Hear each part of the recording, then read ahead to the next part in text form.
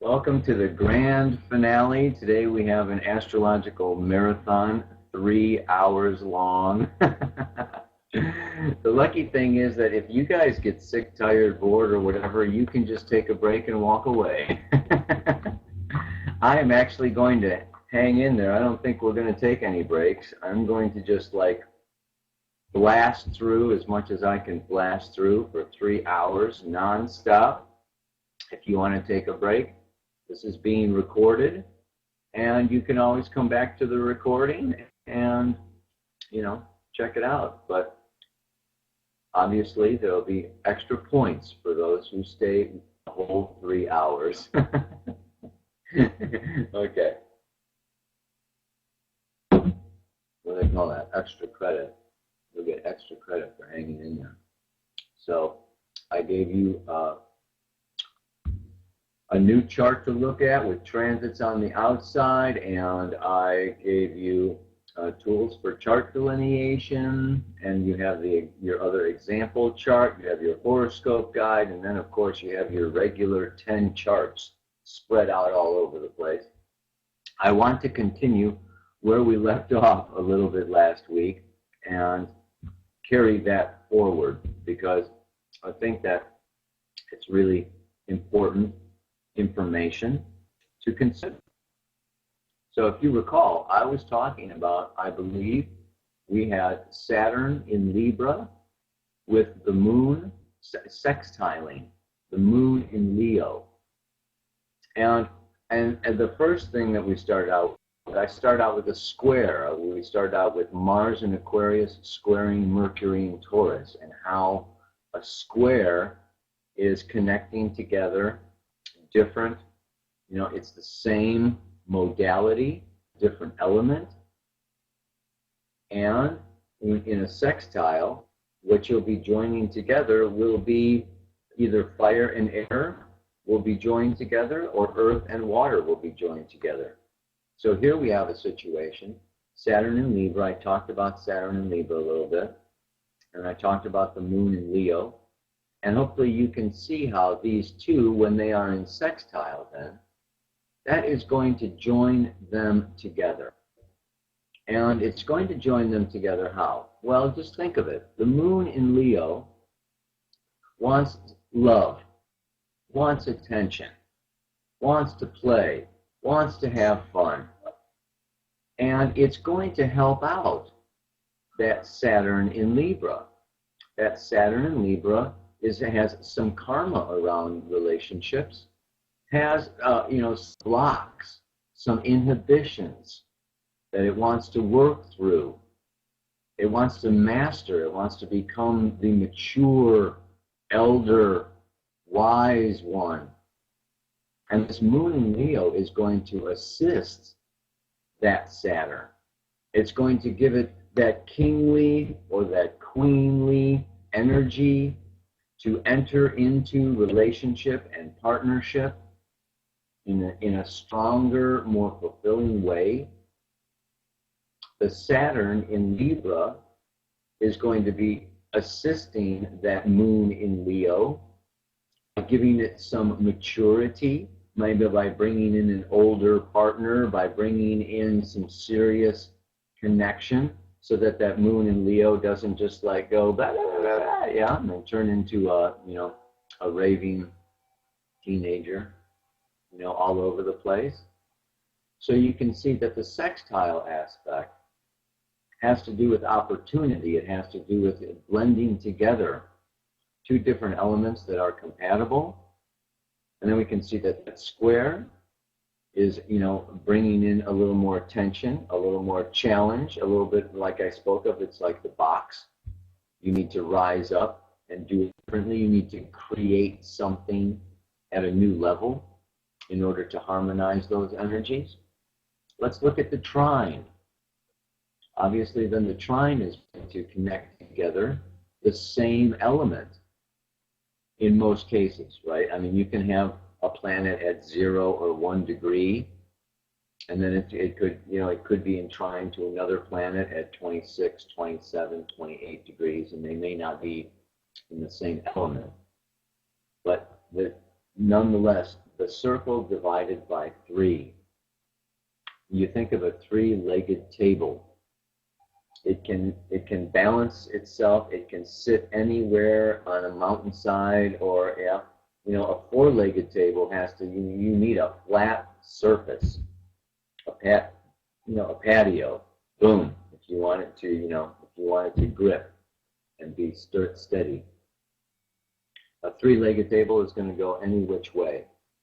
So this 3, in the Trinity, the law of 3, however you want to look at it, when you divide this into a triangle, you have the situation of it's an easy exchange, an easy flow of energy, which is supportive and harmonious. There's no blocks. It's just like the river with no rocks in it. Okay? It's just flowing. It's beautiful. It's wonderful. So very nice. Now, we also know there's a downside to that, because sometimes these trines can be so smooth that you don't even know they're there. Sometimes with a trine, you can even fall asleep to that energy. You can even take it for granted, or just, oh, yeah. The other aspect that we want to look at, well, let's stay with the trine a little bit, because there's also another aspect to it, and that is what planets are involved, and what these planets are signifying and signaling within the whole large, broad framework. So we're just naturally going to say that this smooth, harmonious flow is there and happening with the trine. But let's look at Moon trine Neptune. Here you have a Moon trine Neptune is going to be very psychic, very sensitive, very tuned into other worlds, very daydreamy, very taken away, very imaginative, could have some,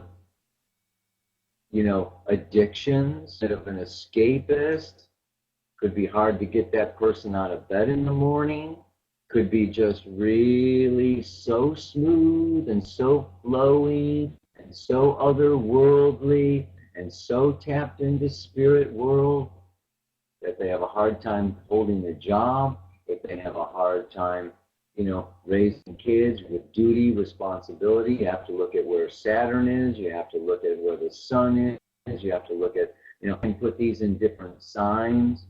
Let's even put them in water signs.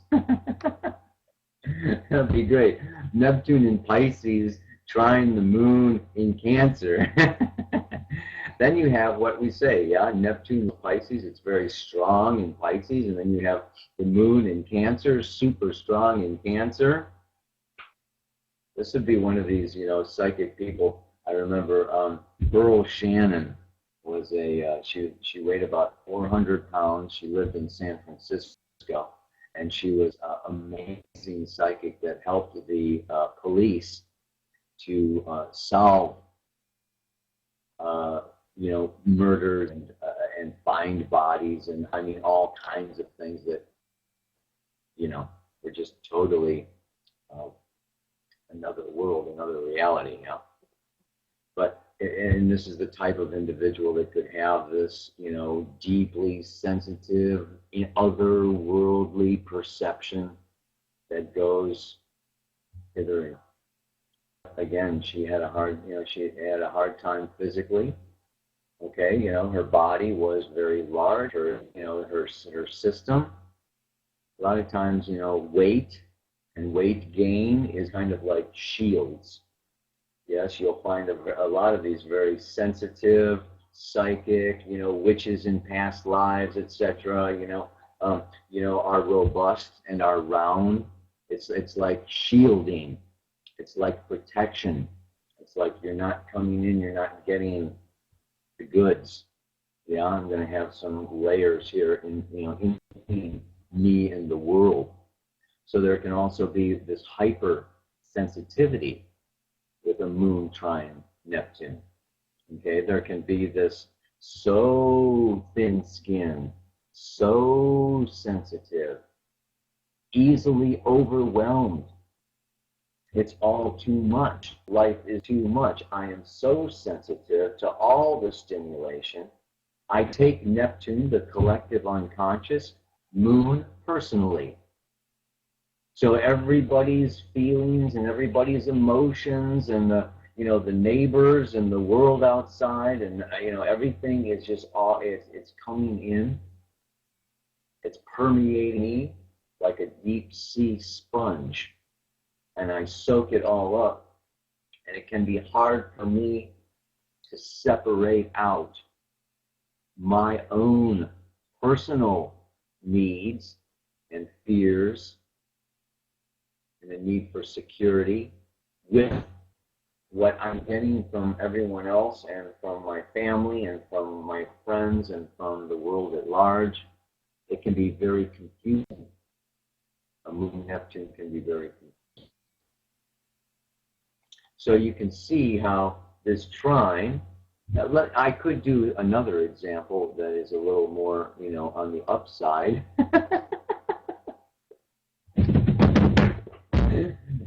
Okay, let's do that. How about Mars trine Saturn? Okay, and we could stick that in let's put it in Earth. Okay, let's say that we have Mars in Virgo with Saturn in Taurus.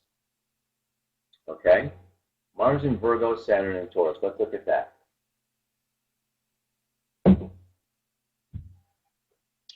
Now, whenever you got Mars in Virgo, you've got a worker, you've got somebody who's driven, you've got somebody who is conscientious, you've got somebody who's a little bit of a perfectionist. They can be a little bit of a control freak. They want to get it right. They want to get it done. They want to make it happen. They sometimes want it their way. They can micromanage a little bit because they have a certain idea of what perfect is.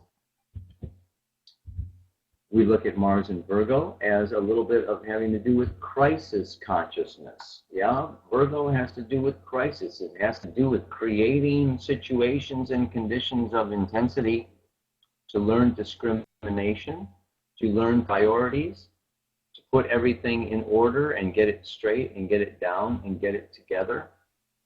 So Mars in Virgo, the challenge of Mars in Virgo is Mars is what? Impulsive, spontaneous, instinctive desire. It just wants to bleh. And Virgo says, did you remember this? Did you forget that? And what about that? Don't forget to underline that. And Virgo's looking at all these little details and all this little stuff, and Mars is like wanting to just like, go, go, go, go, go. So you can have a situation with Mars and Virgo just, in that sense. It's not always easy. So it's very good to have these Mars and Virgo people. Give them a job to do. Just give them something to direct that energy into that is practical, that produce some results, earth, tangible. And then there can be this, Mars in Virgo is what? It's the surgeon. It's the doctor. It's the healer. I'm going to cut down through the core and pull that cancer out of there. Yeah, Mars in Virgo wants to get down into it and cut through the crap and really get into exactly what is, polluted or, impure. Get it out of the way, get it done, get it finished. So this Mars in Virgo is about healing, it's about contributing, it's about serving, it's about working. And if anything, Mars in Virgo can overwork. Okay, it can be the workaholic. It can be just doing a little too much, a little too much, a little too much. So Mars in Virgo needs to chill out a little bit. And of course, we've talked about the polarity point of Virgo is Pisces. So Mars in Virgo needs to balance itself a little bit with Pisces, which is more faith, trust, hope, passive. Let the river flow. God will provide. Things are okay. Your ego is limited. What you're seeing is not the whole, total, infinite reality. So let go a little bit and relax and rely and trust on spirit. And then that Mars in Virgo can really be balanced with that and can really charge forward. Now when we put Saturn in Taurus, okay, in trine to that Mars in Virgo, and you see now this Saturn in Taurus for solid, practical results. Saturn can indicate some of our greatest fears. And the Saturn in Taurus is going to have the fear around survival, around security. The Saturn, wants to have a foundation. It wants and it wants structure. So in Taurus, it's going to set itself in stone. It's going to want something that is, I can hold on to it, I can see it, I can feel it. I want the money. I want the car. I want the house. Okay, I want the boat. I want the mansion. I want the beautiful spouse. Okay, I want things that I can see and that are beautiful, Taurus is ruled by Venus, and that are going to really give me this sense that I've made it, that I am secure, that I'm going to survive, that I'm going to have my needs met, and so, Saturn in there can just really indicate a very material orientation towards life. Now, the other aspect of that, of course, is that overdone, the Saturn in Taurus, can be, I, me, my. This is my money, I'm afraid that I'm not going to make it, so I am going to be pretty self-absorbed. I'm going to gather all of my things together and lead towards selfish decisions and activities. Hoarding. Yeah, it's, I'm going to just hold on. I'm an antique dealer. I'm going to just gather every old antique together and, have, everything that there is to have in that regard.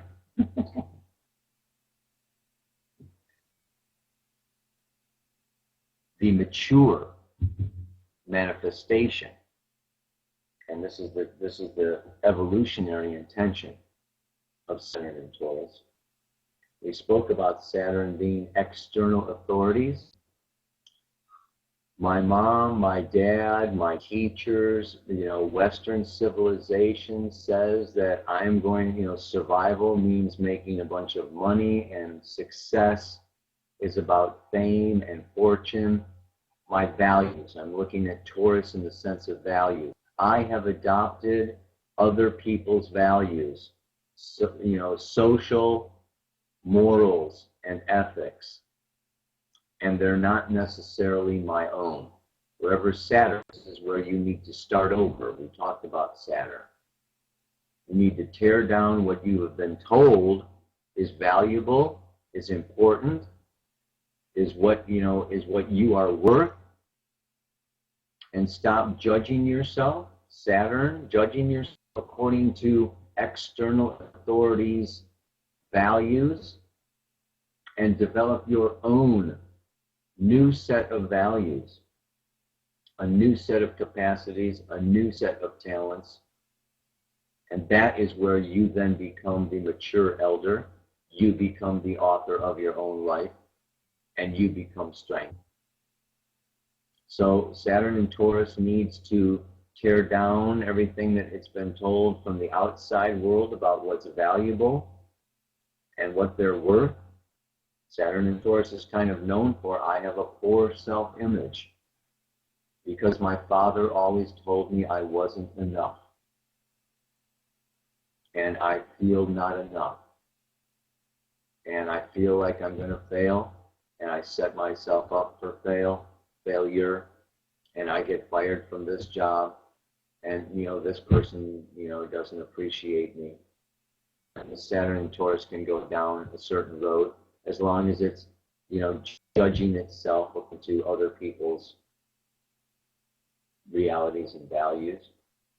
When that Saturn in Taurus breaks away, I'm into organic farming. I'm going to go out to Hawaii and get a little plot of land, make some raised beds and grow coconuts. And I don't care what they say about this or the other or the other or the other. I'm doing my own thing. They'll become a master coconut farmer. And they'll make lots of money at it. So it's just, in a way, Saturn is where you need to step away from conforming, because it's a dead end, and move into non-conforming. So put that in trine to this Mars in Virgo. Do you see how they would be complementary? Yes, this Mars in Virgo is going to really forge ahead. It's going to work. It's going to be, it's going to want that practical, grounded result that's tangible. And it's going to give that energy to that Saturn in Taurus. The downside of that Saturn in Taurus is it can be very stubborn and very fixed. But Mars in Virgo is not going to stop. Mars in Virgo is not going to let that Saturn stagnate. So here you have a very positive, interaction, influence, relationship between these two forces that can lead to someone, okay, if we just look at Mars, Saturn, no matter where they are, if you look at the midpoint of Mars to Saturn in your chart, we won't get into midpoints, but there is this point in between two planets, when that exact degree is where these two planets combine. It's called a midpoint. But the Mars-Saturn midpoint is ambition, accomplishment, advancement in the professional, vocational world, and it's work, sweat, leading to, like I say, results, particularly in these earth signs. So we can also look at some oppositions. We have some charts here today to look at, and I think we can just look at these aspects with the planets, with these particular charts, and go at it from that angle also. So I did the sextile, the square, the trine. The other point that I really want to bring out is planetary pairs, okay?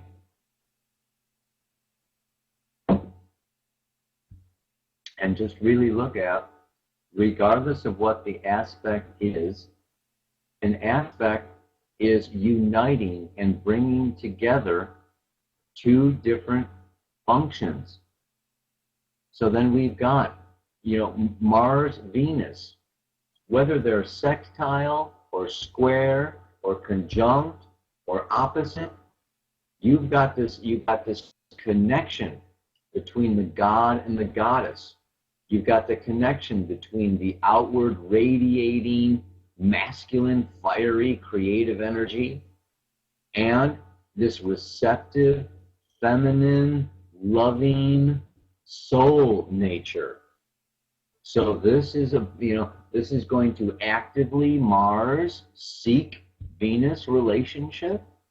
This is going to, so this is a point of creativity with other people. If you look at the Libra side of Venus, it's going to be about love, about creativity, about relationship. And it's going to produce children, and it's going to, make new ideas and new businesses, and new, imaginative creations are going to be coming out of these, Mars-Venus aspects. Whether they're sextile, conjunct, square, or opposite, They are connected. That's the main thing. Yeah? Let's look at what's another one. Say Mercury Uranus. Okay? What's Mercury Uranus? That midpoint, or wherever Mercury and Uranus are joined together, you're going to have a very fast thinker, a genius.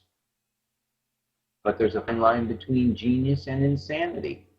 We know that Uranus is very unstable. It's very different, unique, charging, Prometheus, new ideas, the science fiction buff, the Star Trekky, you know. But this Mercury Uranus is going to be thinking along different lines than many other people. Very, very fast, very progressive, very ahead, but also very unusual and very different. Connecting the dots in a very different way. So they can also be seen as a little strange. The geeks, maybe Bill Gates, has a Mercury Uranus. Not really known for, the personality and the flair and the, it's like the computer, Mercury Uranus. I'm quick and I'm sharp and I'm fast and I'm going there. It's not, you'd have to look at other parts in the chart to see, what's going on with this person emotionally and where is their feeling. We know that their head is going a million miles an hour. Speaking of Mercury Uranus, just give me a quick thing if you can hear about, you hear the machinery happening in the background here? I got weed whackers or some, no? You guys are okay? All right. I don't want to shut the door, but. So the Mercury Uranus, conjunct, trine, sextile, square. Well, let's look at it a little more, okay? Mercury Uranus in a square is going to be a little more electric, a little more extreme, a little more yes, no, bad, good, up, down, inside, out, backward. It's going to really have this charge about it. Whereas the sextile or the trine, a little, it's what do we say? The diamond, with sharp edges. The square is more like this sharp edge. And the trine and the sextile, is going to be a little more about a smooth, harmonious. I'm thinking of the rock or the gem that you put in the tumbler, and the edges are kind of smoothed out a little bit. So the Mercury-Uranus trine tile, okay, it may not have that same kind of chop, chop, chop, chop, chop, chop. Yes, no, good, bad. You're either with me or you're against me. And, and just kind of, impatient, be a Mercury-Uranus, trait, non-emotional, overly intellectual, can be a little bit of a trait when you get into the Mercury-Uranus types. Let's look at oppositions, because oppositions are very interesting. Like the full moon, we always then look at the conjunction comes around, and we can look at this, the full moon, the opposition, as like an Aries-Libra aspect, and it always will deal with relationships. It will always deal with partnerships because it always deals with reflection. It always deals with a mirror. And most often, you will find that in an opposition, you tend to be on one side of it. And you tend to project the other side out onto the world, onto somebody else. Okay? I have a moon opposite Saturn. I am very often, my moon in Gemini is light and youthful. Variety is the spice of life. I like to travel. I like to move around. It's a little immature. I like to screw off and have a good time and not be serious, be the joker, dork around. And I tend to then put Saturn outside of me. I get these heavy-duty teachers that are sober and that are serious and that want the truth. And it's, not different from day to day, and there's no variety involved. It's either right or it's wrong, Tom. And they're older and they're heavier and they're straight, and I just want to goof around and be like. And so there is this opposition created between this and Saturn. And of course, Moon Saturn is all about maturity, growing up. Moon Saturn, whatever aspect, wherever they are in your chart, that is this whole path of the child to the adult, the Moon to Saturn. So having these two in opposition says that, in my reality, these two can be separate from each other. And it's my job to bring them together, to balance them out. The Gemini-Sagittarius axis, the low mind with the higher mind, the left brain with the right brain, the logical, rational with the intuitive, and bring these two together with that opposition. So these oppositions will always be in opposite signs, and we've talked about the polarities as we went through the signs, and then we've talked about the houses. So it will also be in opposite houses that you have these. So you can look at, let's look at it, let's look at another one, and let's look at these charts that we got here. Because I think I saw some oppositions. Yeah, let's look at, these are out of sign, a lot of these oppositions, but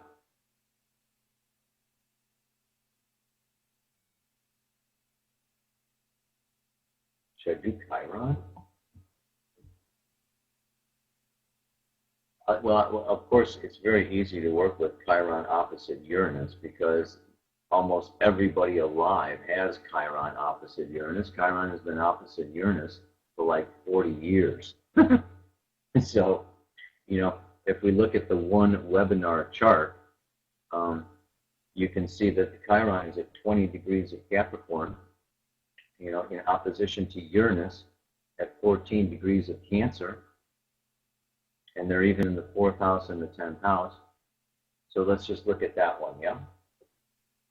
Chiron at 20 degrees of Capricorn in the 4th house. And this is another thing that we can also do.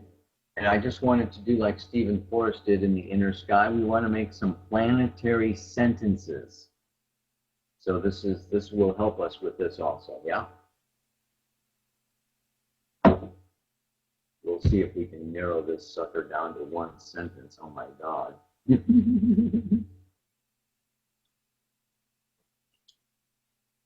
So the first thing that I do when I look at a chart is I breathe. Breathe deep. Breathe it in. And just feel your way into the chart.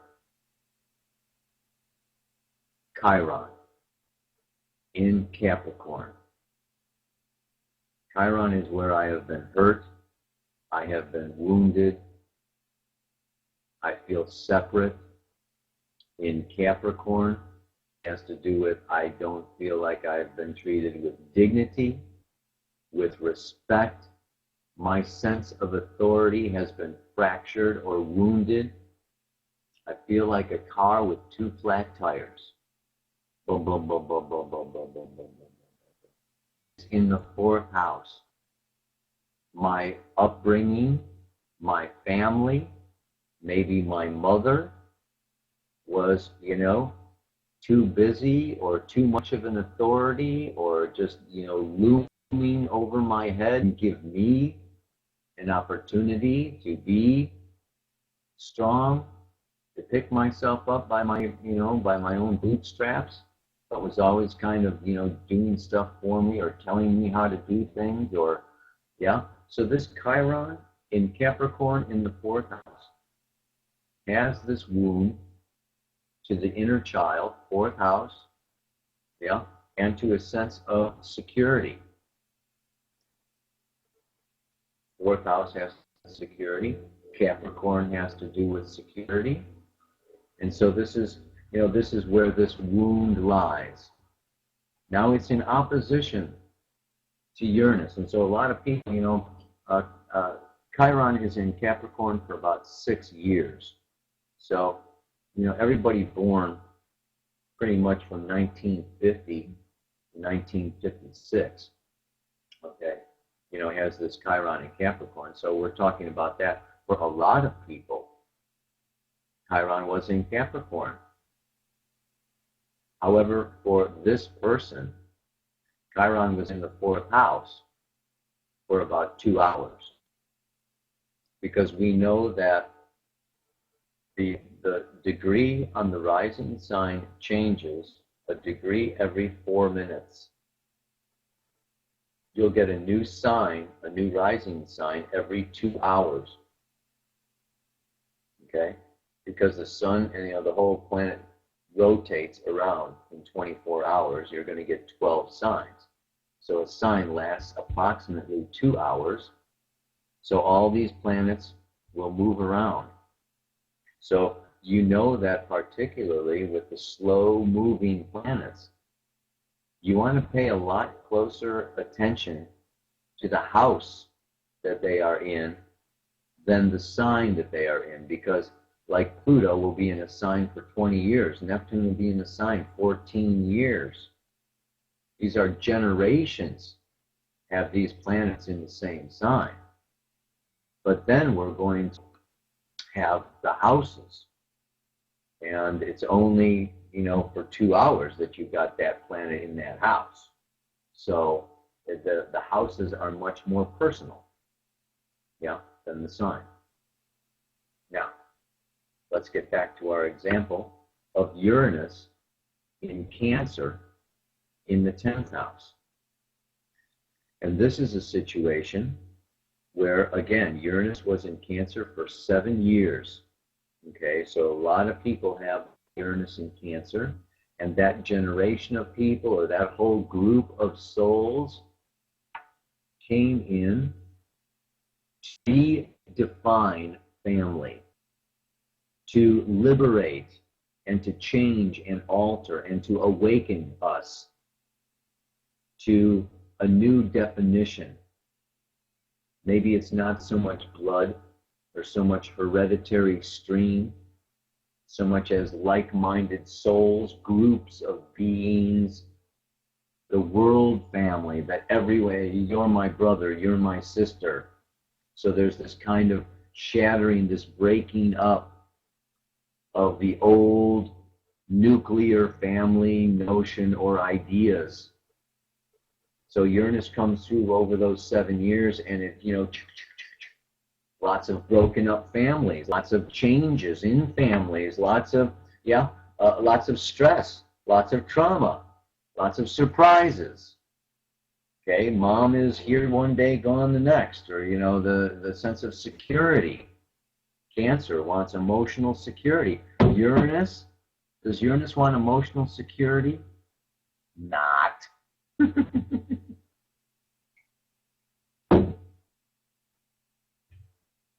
So wherever Uranus is, okay, is a place where you need to do it differently.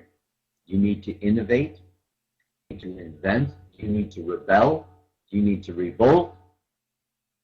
So that whole generation of people for 7 years, it was a group of souls that needed to break free and break out of the family system. And it could be a group of souls that had been in that family for lifetime after lifetime after lifetime, and they are now done, or they are now complete, or they have now graduated from that particular soul group, and it's time for them to liberate themselves. So that, in some ways that, could be like the orphan, or the one that, has very unstable situations and conditions in childhood and, with mom and with emotional bonding in general. So look at this opposition then, yeah? And we see this opposition, that Chiron in Capricorn in the 4th house is going to want, okay, I've been wounded, I've been hurt, I want security, I want stability, I want someone who's going to be like my mother and my father rolled into one, and I want to feel safe, and because it's a hard, dangerous, cold, cruel world out there. And I'm not big enough, old enough, mature enough. I'm not a king or a queen or an elder. I'm not an authority. I don't know. Help, help, help.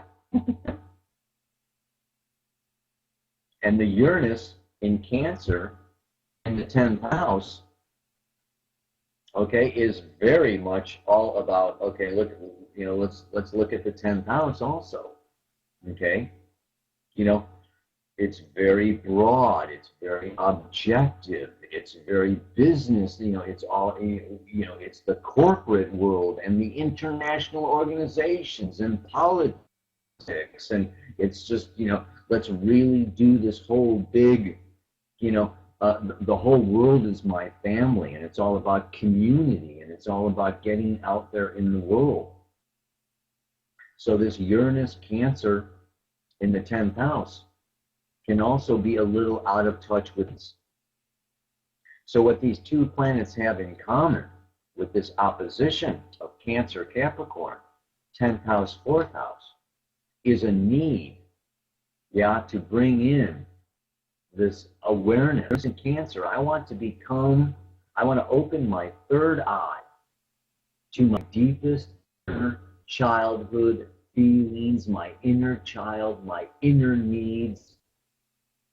And the way that can be happening can be, how can I say, somewhat traumatic, somewhat, shocking. So what we look at with that opposition is that this, and very often we go back and forth between the two. Uranus was the sky god. Okay, he's got it all together.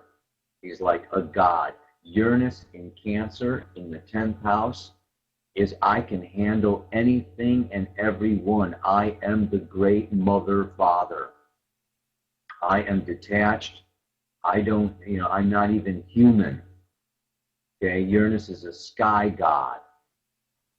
I have got it all together. I don't have any personal needs. My only personal need is that everyone is okay, that everyone is taken care of, that the world is all right. Don't worry, it's very, Uranus is totally non-personal. There's no mushy, wushy, gushy.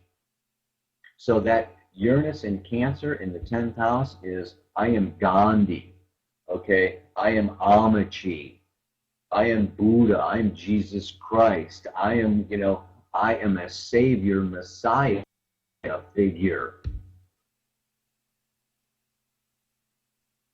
And then flip down to Chiron in Capricorn in the 4th house. I don't know. I don't want to leave the house. I don't even want to go outside. It's so dangerous, and there's these big people out there that want to step on me, and there's I don't feel like I have, a lot to stand on. I'm very insecure. I have a lot of fears.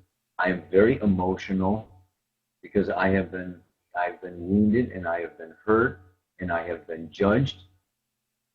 So then you have this, this Chiron down there. So you can see that with oppositions, you can also bounce back and forth from one polarity to the other polarity. So this webinar number 1 person could flip-flop a little bit back and forth between being very strong and powerful and objective, and then being very frightened and scareful and subjective. And the life path then of this opposition, okay, is to really become very aware of when I'm doing this, how I'm doing this, and to bring these polarities into balance, into equanimity. And so the biggest manifestation, or the highest or the best, I don't know how you want to put it, but when these, when these planets are integrated, let's look at it. And opposition creates this dynamic where you kind of scratch your head and go, shit, I need to. And here's the beautiful part about Chiron Uranus and this whole opposition that is for everyone. Chiron is about research. We spoke about how Chiron became the father of homeopathy. Chiron is all about connecting Saturn to Uranus, the visible with the invisible, the known with the unknown, the third dimensional with the multidimensional. Chiron is the rainbow bridge in between those two. So what you can have in this type of a situation here, and of course we can, it's good to look at the whole chart. I'm really analyzing this one aspect, but it is good to look at the whole chart. But what I could see here as the highest manifestation of this aspect is, number one, deeply penetrating and understanding family dynamics, also deeply understanding social dynamics, also deeply understanding this whole role that the individual plays within the group. So there's this whole group, this whole community, whether it's in a boardroom and working with, corporations, or whether it's out, in the nudist colony, where they're trying to, make sense out of, who's going to, pay for the food.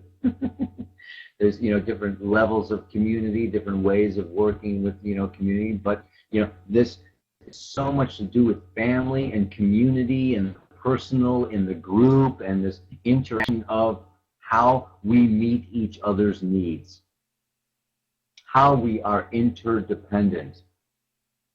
And this is this is what this aspect, this opposition between Chiron and Uranus, going on for years and years and years. Billions of people, billions of people have this opposition. And you can see on a huge social level that we are redefining, number one, authority, number two, family, number three, hierarchy, versus having a level playing field.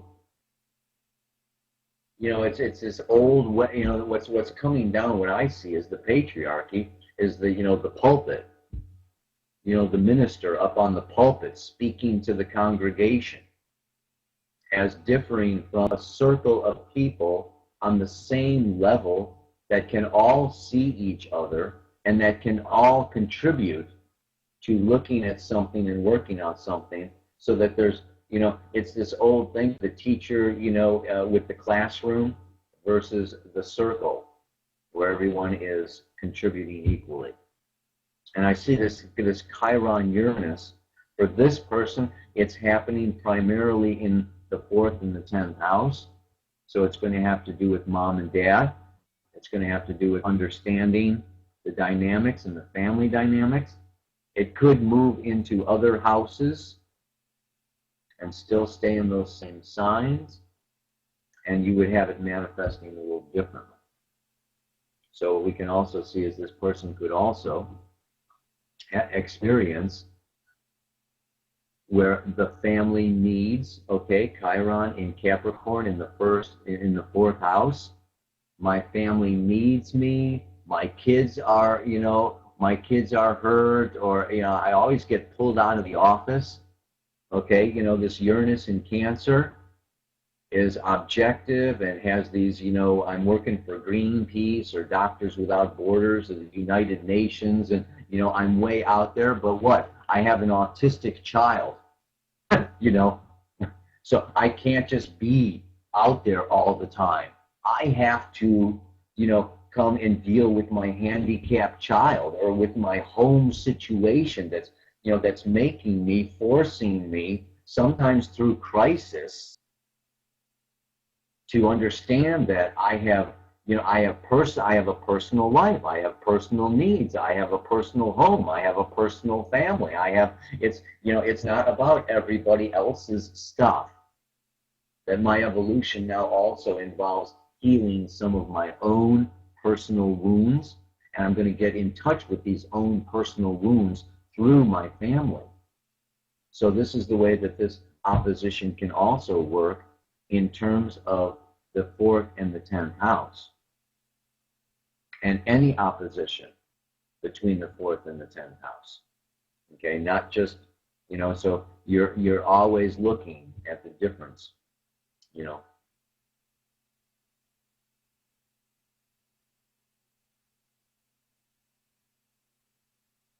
So I want to do some just planetary sentences. I hope I haven't been getting too complex, but let's just look at very quickly putting some one-liners together, and let's look at these charts. Sun, looking at webinar number 1 chart, okay. And let's just go through here. I don't do any preparation, so this is really going to be a lot of fun for me too. Sun in Aries in the 6th house. I initiate, I lead, and I start working, analyzing, correcting, making things more efficient. So Sun in Aries, in the 6th house is, I'm a worker. I am, Sun Aries, a worker. Mercury in Pisces, retrograde, 6th house. Mercury, I think, okay, in Pisces, very intuitively, imaginatively, non-linear. In the 6th house, I want to bring my imagination into form. I really want to, take this, dream and this fantasy, make it real. So that's Mercury, Pisces, 6th house. Can manifest in a lot of different ways. Let's think about it. We know that the 6th house has to do with our health. It has to do with our co-workers. It has to do with mentors. This can be a situation of where there can be, verbal, intellectual challenges in the sense of communicating with coworkers. On the job, the people they don't understand. They don't understand me. Mercury in Pisces, I'm all this imaginative. I work at the camera factory, and we're just boxing up things and putting things in order, and as long as I'm doing this factory job, that's just like choom, choom, choom, choom, choom. I may be thinking about ice cream and cake, candies and fairies and gnomes, and oops, forgot to put the camera in the box. So there can be this, there can be a hard time. Mercury in Pisces in the 6th house. A hard time with the details. a hard time with the daily, mundane, routine bullshit. Mercury in Pisces in the 6th house. I have to do it differently. I have to integrate the spirit into my work. I have to be, talking about not shipping cameras. And, I can't work in a camera shipping. In fact, that's what Mercury in Pisces in the 6th house says. Mercury in Pisces in the 6th house says, I'm a photographer. I'm out there. Pisces is film and movies and video. Yeah. So, this Mercury in Pisces, it's like finding the right niche. And life is always giving us direction. So, if this person, is trying to do some analytical, left brain, accounting job and, keep track of all the details and, be answerable, follow the leader, let's look at where her Saturn, Neptune, we'll get to that. Anyway, you get this kind of thing of this Mercury in Pisces in the 6th house. Let's move it around a little bit. Let's take that Mercury in Pisces and put it in the 4th house. I already did the 4th house, but Mercury in Pisces in the 4th house. Now, then you've got a water sign, Pisces, in a water house, okay? But then it's Mercury. So Mercury in Pisces in the 4th house is just going to want to be comfortable reading romance novels in their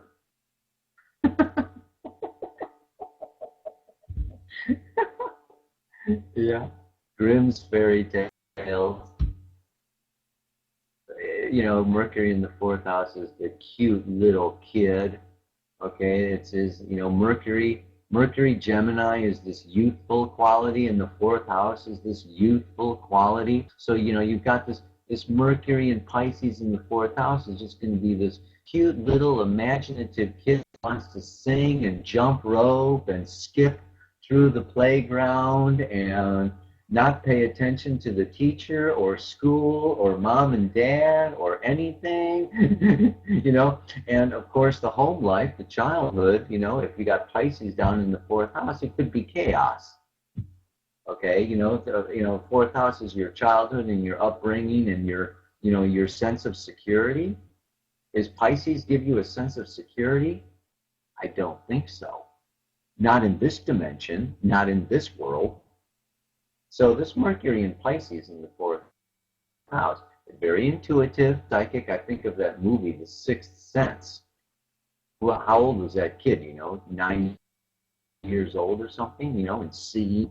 So, this Mercury in Pisces is very, and particularly the retrograde, if it was retrograde, very personal, very introverted, lots of things going on in there that I am not talking about, that I am not sharing, that I don't have the right words for. Mercury in Pisces is a poet, is a musician.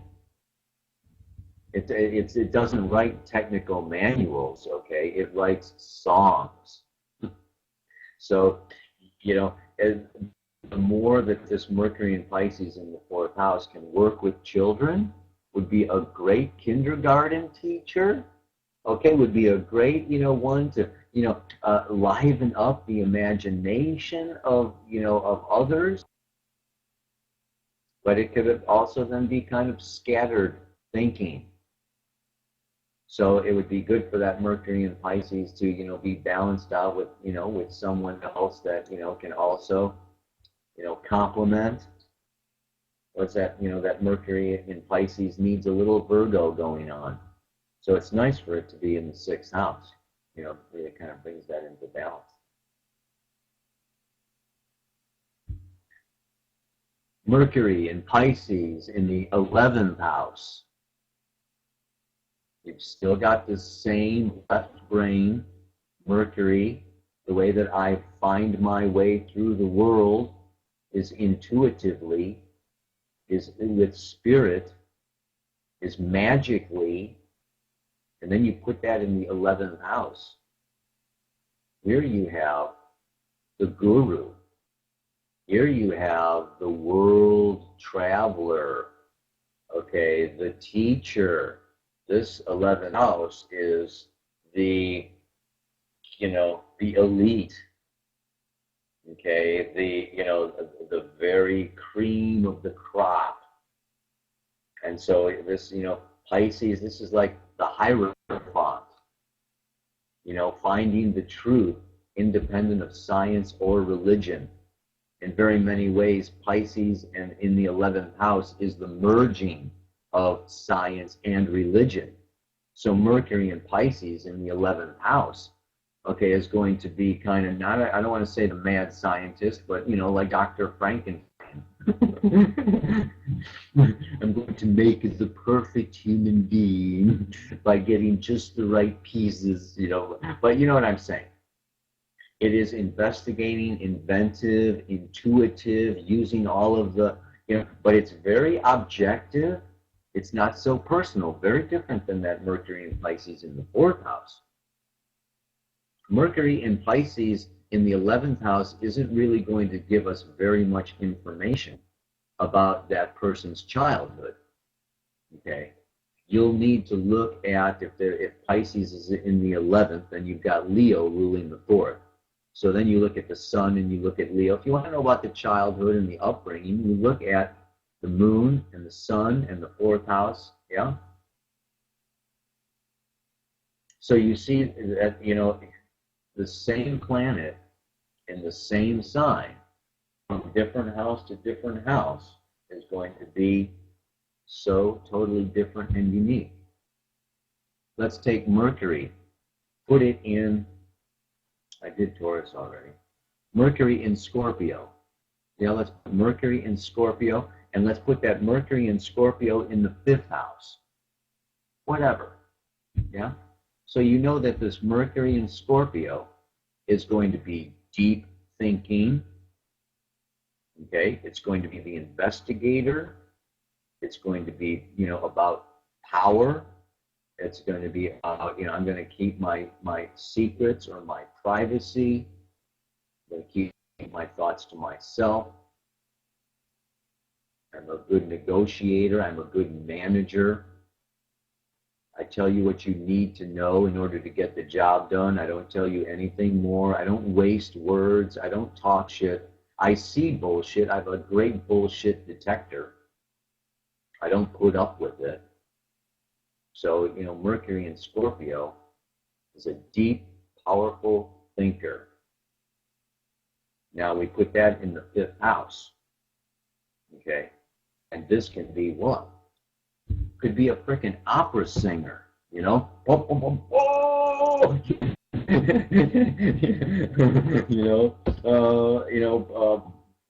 Parvarati or whoever the hell he is. I've got this deep, rich, I sing from my root chakra, Scorpio, and it's connected to my Mercury, my voice. It's like, wah, wah, wah, wah. So I put my feeling into my words and into my actions in this 5th house. And when my kids, okay, 5th house, children, okay, my creativity, what I put out there is big, powerful stuff. And so my kids, my kids are into drugs and they're into, partying, and they tell me what to do, and they're, they're unmanageable little rascals, the little devils, Scorpio's the little devil. Mercury in Scorpio is going to go into the taboo, talk about things you don't talk about, swear when they're about 5 years old. No, just kidding. Doesn't have to be that way. I'm just, but there is this taboo aspect, okay, the shadow side of, Scorpio, and Mercury is, going to go into that kind of stuff. So that, Mercury in Scorpio in the 5th house is, is this, that it's really about expressing, the heavy stuff, the dark stuff, the big stuff, the passionate, life. can be a very dramatic leader. It can be like a Mussolini, or a Hitler, I mean, Mercury and Scorpio in the fifth house. This is going to be somebody who is very convincing, who's very out there. And they're going to want you to listen when they talk. Yeah. Could be a kind of a teacher, a very, very powerful teacher. They'd be very good as like a science teacher in like 7th, 8th grade. 7th, 8th grade. 7th grade is like one of the hardest grades to teach. Yeah, it's just an age where, forget it. But, yeah, they need a Mercury in Scorpio in the fifth house. This is going to be a science teacher, a chemist, teaching chemistry, okay, who's just like clear, got it down, got it straight. This is your homework. This is acceptable. That's not acceptable. You don't get out of your seat. You don't go there. This is, and I mean, it's like this is this perfect manifestation of that. Yeah. But that Mercury in Scorpio in the 12th house. Here, it's, fifth house, we're talking fire, kids, expression, being on the stage, being out there. Mercury in Scorpio in the 12th house is going to be, I meditate. I do my yoga religiously. Okay, it's very personal.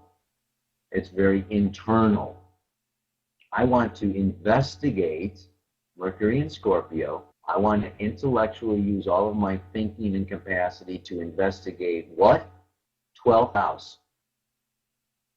The collective unconscious, the invisible, the spiritual world. This could be a recluse. This could be a person who has a hard time talking, period. They stutter. It's so big and it's so deep, and I'm so emotionally involved, with it that I can't even spit it out. I'm so like, into it and excited about it, and so, it's so powerful and it's so overwhelming, and it's like, wow,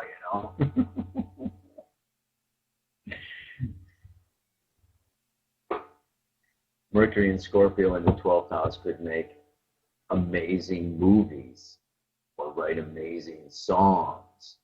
Maybe Beethoven had a Mercury in Scorpio in the 12th house, bum, bum, bum, bum. I mean, it's just like, phew. So you can kind of see these differences. I've just been doing Mercury. We also want to look at, I'm going to bounce around a little bit, I mean, it's just the personal planets versus the collective planets, particularly with oppositions. Like I spoke about, I have the moon opposite Saturn. Most often you find your comfort zone in the personal planet. If you've got Venus opposite Uranus, you're going to be Venus. Okay, if you've got Mercury opposite Neptune, you're going to be the Mercury. Okay, if you've got the moon opposite Pluto, you're going to be the moon. And your partner or other people get to be, the unconscious planets. Talked about the unconscious planets are Uranus, Neptune, and Pluto. Well, I got to throw Chiron in there too, yeah? So, like I say, the personal planets are personal. We identify with them. We are conscious of them. We can kind of modify them, change them, work with them. As opposed to Jupiter out to Pluto, you're not. Jupiter and Saturn are like the social planets, and then you get out beyond that, and it's transpersonal energy that you don't control. So you very, very most often see that stuff coming towards you or coming at you, or you see it in the outside world around you. Oh, that's not me. That's Saturn. That's Saturn. You're, that's your stuff. I'm going to judge you. I'm going to blame you. It's outside of me. Yeah. Okay. So we're cruising along pretty good here. I'm wanting to. So when it also, like, let's do a few more sentences. Let's look here at webinar 1 chart as our, as our model. Venus in Taurus in the 7th house. Okay. I love and value. Okay, Venus in Taurus. Venus rules Taurus. It's very strong in Taurus. Okay. I want a partner who's here in the flesh and the blood. Okay. This is not an imaginary, this is not an imaginary partner. I'm looking for the real thing. And of course, Venus in Taurus, and we have to see that it's conjunct Mars. Mars and Venus both in Taurus in the 7th house is I want to create a partnership. I want to, actively, here's Mars in Taurus, create something stable, Taurus, solid, dependable, reliable, and continue on in that way. Yeah? So I got a slight interruption. So we have this Taurus, Venus in Taurus in the 7th house, Mars in Taurus in the 7th house. Mars in Taurus in the 7th house is I'm actively going to pursue relationship, partnership, and the need here, we always see it. The 7th house is like other people. However, so this person could also experience Venus and Mars kind of coming at them. Okay? My partners and other people and relationships really want, they want to pull me out. They want me to create things. Other people are, putting demands on me or expectations on me to, to deliver the goods and to show up and to be there. And, I experience, these partnerships and relationships as, kind of really pulling on me and pulling on my resources. And what is the sole intention? The sole intention always, of Taurus is I need to become self-sufficient. It's in the 7th house. I need to become self-sufficient in my partnerships and in my relationships. See, Taurus in the 2nd house could be the hermit. I'm just going to go off on, Robinson Crusoe. I'm going to sit on some rock in the middle of the ocean. And I'm self-sufficient. I got my solar power. I grow my own food. I drink the rainwater. Everything's cool. This is Taurus in the 2nd house. But you put Taurus in the 7th house, okay? And it's like, okay, I want this other person here. I want to have a partnership and a relationship. Venus in the 7th house. But it's not easy. It's not easy because I can have a tendency, to either withdraw into my own Taurus world or to give up my time or my boundaries or my values and, and follow them and do their thing. And I don't feel good either way. So the Taurus, Taurus in the 7th house, that Venus and Mars in the 7th house is all about boundaries. Getting accurate, clear, clean boundaries of, I have to stand for my own values in the face of somebody else. And here we've got Aries ruling that 7th house. Yeah, you see Aries is on the descendant. So that 7th house, that Aries says that it's going to be against, it's like, okay, and we can look at maybe in past lives, I didn't always stand in my values and my truth, but I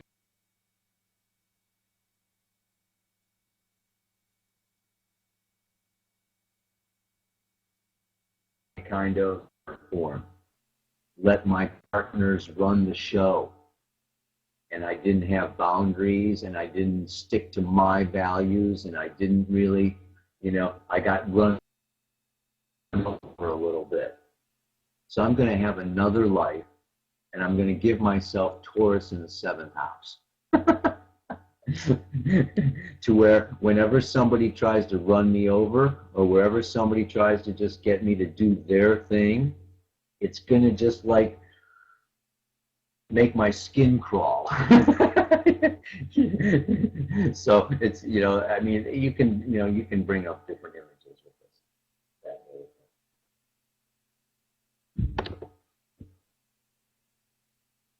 Jupiter and Taurus in the 8th house. Let's just do I'm going to quickly just run around and give a quick, blurb. What would you say? Think about it. So first of all, you take Jupiter, fast track of evolution, expansion. You put it in the sign of Taurus, okay? Through the physical, through the earthly, through the sensuous, through the sexual, through the, the here and the now, my own values, my own survival, and then it's in the 8th house. So there is a desire here to merge resources, to merge money. Expansion, evolution along the fast track is to really do something with other people. As much as this person may, be a loner. And here, let's just look at the rest of the chart. Moon in Leo in the 10th house. I did it my way. That's Moon in Leo in the 10th house, man. It's like, yeah, I'm the queen, I'm the king. Past lives. I'm the boss, I'm the authority, I'm in charge. Let's go, go, go, go, go. South Node in Leo, Pluto in Leo, all this 11th house stuff. Moon, look at all the things having to do with the past here we can pull out. Let's look at our tools for astrological chart delineation. Number 1, Pluto is the soul's desire in previous lives and its deepest issues of security. Number 2, the Moon's South Node is the egos that the soul created. And number 3, well, go to number 4. And the Moon shows, what the soul has learned, and we talked about it being the PhD. So this person has the Moon, South Node, and Pluto, all in the sign of Leo, and in the 10th and the 11th house. Okay? So number 1, you look at the past. These are 3 symbols of the past. And these 3 symbols of the past are in Leo. What has this soul been doing? This soul has been gathering its creative juices.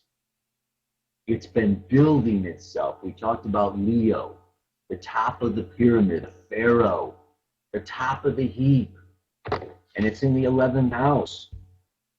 Okay, this person has past lives of being King Solomon, Cleopatra.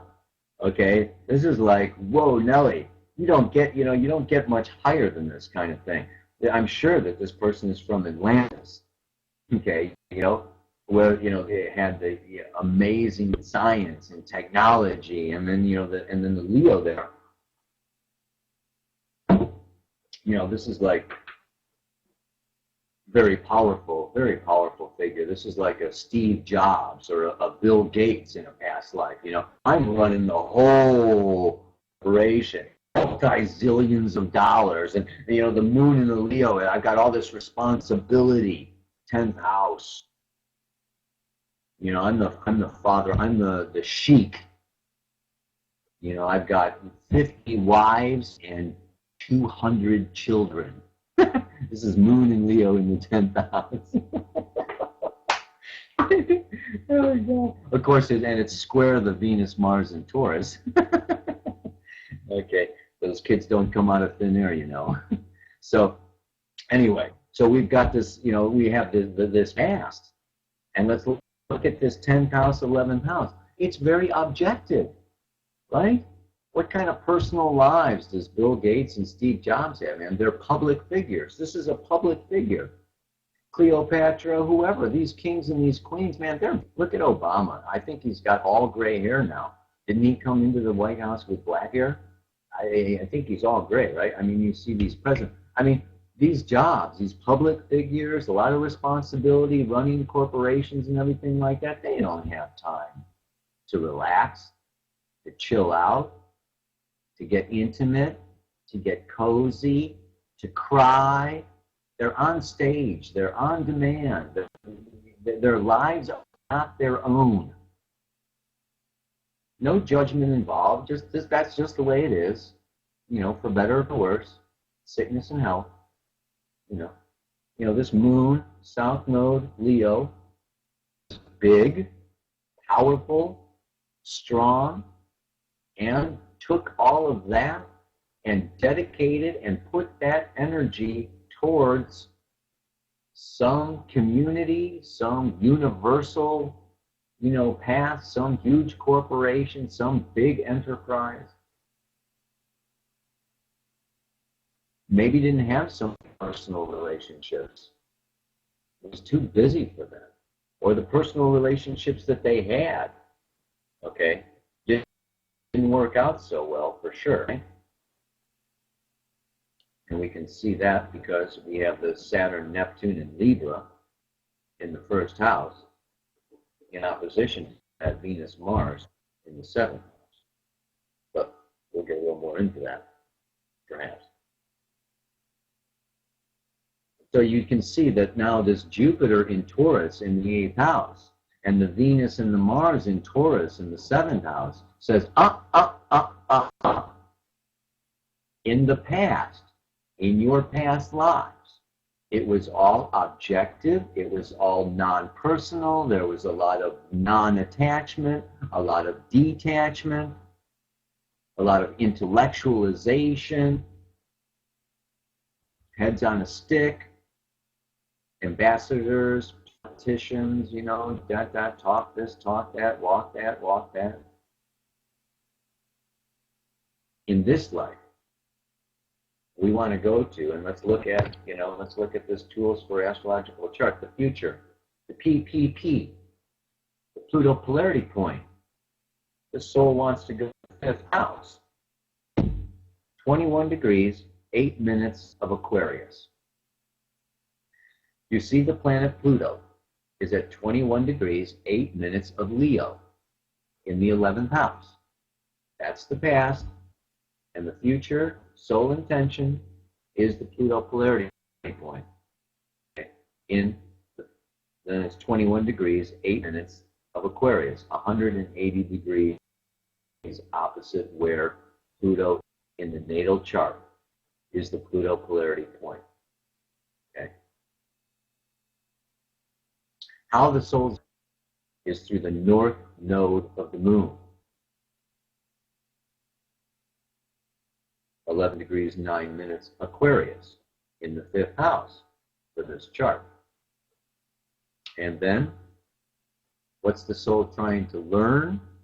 We know that it's graduated from the school of Leo. It's got the PhD in Leo, that's the moon, and it's learning Libra. Partnership, relationship, balance. So these are the three factors that I always use for the past and for the future, and that is how I enter a chart. So we're going to get a little more into chart interpretation now. Yeah? We start with, and the way I look at Pluto is the theme of the book. It's the spiritual soul evolutionary path. The south node of the moon is the plot. It's the job that you had. It's how the theme shows up in the world. And then the moon itself is the character. So you've got the theme, the plot, and the character. Came up with that myself. Anyway, so the future then is the Pluto polarity point. How you get there, your future job is the north node of the moon. And the ascendant is what you're learning. So you can see in this chart, we have, like I spoke of, the detached the objective, the prophet, the extraterrestrial, the scientist, the past life, computer wizard. Okay, this is very objective, non-personal, lots of responsibility, duty for other people, what's good for the community, what's good for the group, what's going to bring, the best, for the whole country. And in this lifetime, it's come down out of those air castles in the sky. Get out of your head. The fifth house is play. It's recreation. It's fun. It's games. It's childhood. It's opening up. It's real fun. Yeah. So it's coming, I always look at the 11th house as the sportscaster behind the glass box. They're in the glass box and they're calling the shots of what's going on down on the field, and they see the whole thing. And the fifth house is the quarterback, okay, or the head player of a soccer team. All right, they're on the field, they're getting hit, they're in the action, it is happening. It's make it or break it, fight or flight, quick decisions. It's not this, I'm up in the tower and I'm looking down on everything and everybody and I'm thinking of what's good for everybody. It's like, oh my God, like right now, I've got to deal with, this situation, that situation, this person, I need to be creative. I need to walk my talk. 11th house is talk, 5th house is walk. I need to create something. The 11th house is air castles in the sky. It's the vision, it's the imagination, it's the scientist coming up with new ideas. And then what? The military takes all those new ideas and makes nukes and bombs and weapons of mass destruction. I'm sorry, but in some way, shape, and form, it's not funny. It is a reality. Okay, Einstein is 11th house Aquarius. Okay, and and what we do with all of those inventions and ideas is the 5th house and the 6th house. Yeah, but so this soul wants to come in and wants to come down, and it's got what? Aquarius ruling that 5th house. So it wants to bring these unique, amazing, beautiful concepts and ideas about the future. This could be a very enlightened, high soul being.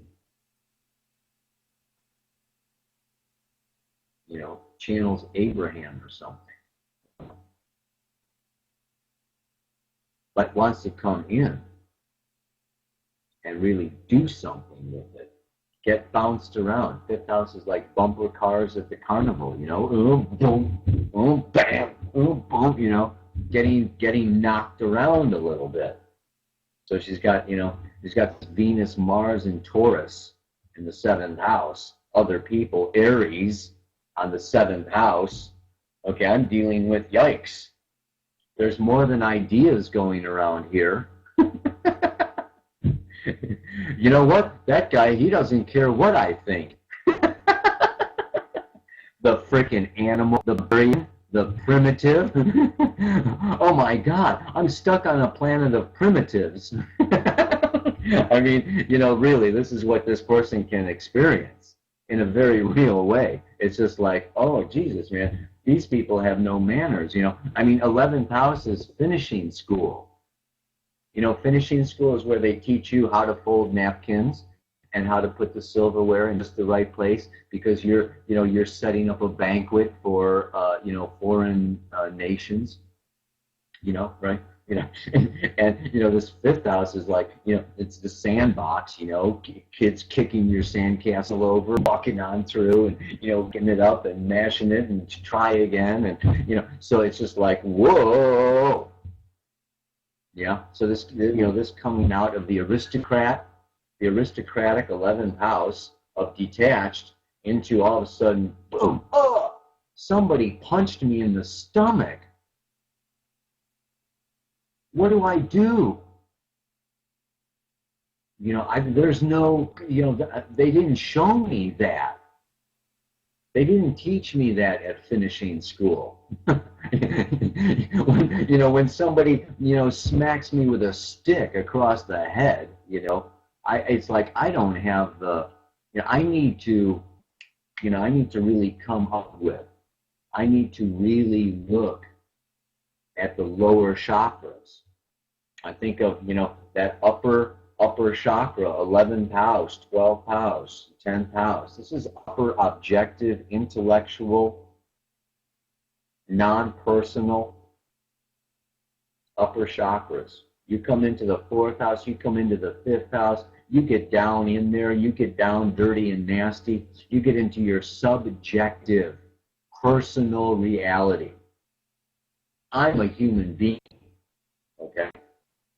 And I can have all my highfalutin ideas about everything. But when there's a drought and there's no more food, or, we went on a camping trip and we forgot the cooler, and there's only one piece of steak left for 3 days, and there's 5 of us, just who's going to get it? Are we going to sit down and talk about this nicely? So there's all I'm saying is there are other factors involved in the human experience, and this soul wants to come in, have these human experiences, and this is the Chiron in Capricorn, not always treated with respect and dignity, and maybe not having all of the ideas heard or listened to. But this soul is here in so many different ways. I see it as, to illuminate, she has to take all those ideas and bring them into her relationships, into the here and now, and practice them and teach them and display them on the stage. 5th house, Pluto polarity point, North Node in the 5th house, with all of her past in Leo. This is, this can be like a Marianne Williamson, okay? This is like a seeker for a new way, a new paradigm. This is an enlightened individual that wants to come and bring that enlightenment down to the masses, to everyone. Now, she's only going to do that by getting an understanding of where everyone else is at. And that's where she gets in the school of hard knocks when it comes into relationships. Because it's like this soul wants to understand the human condition so that all of its communication goes and hits home. It's like this is a soul who could talk over the heads of the audience. It has so much of the vision and so much, it's like Einstein teaching first grade.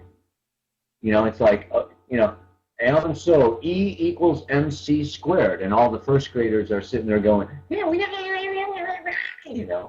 shooting spitballs and hitting each other or whatever, And so, this soul knows, okay, I'm Einstein, but I'm teaching first grade, so I need to come down. I need to come in.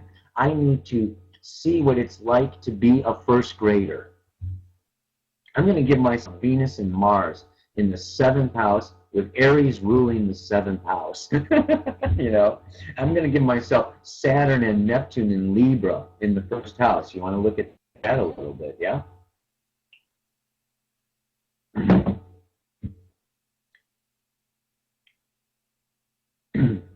Yeah, but it's been fine all day. Frozen. Yeah, okay. So,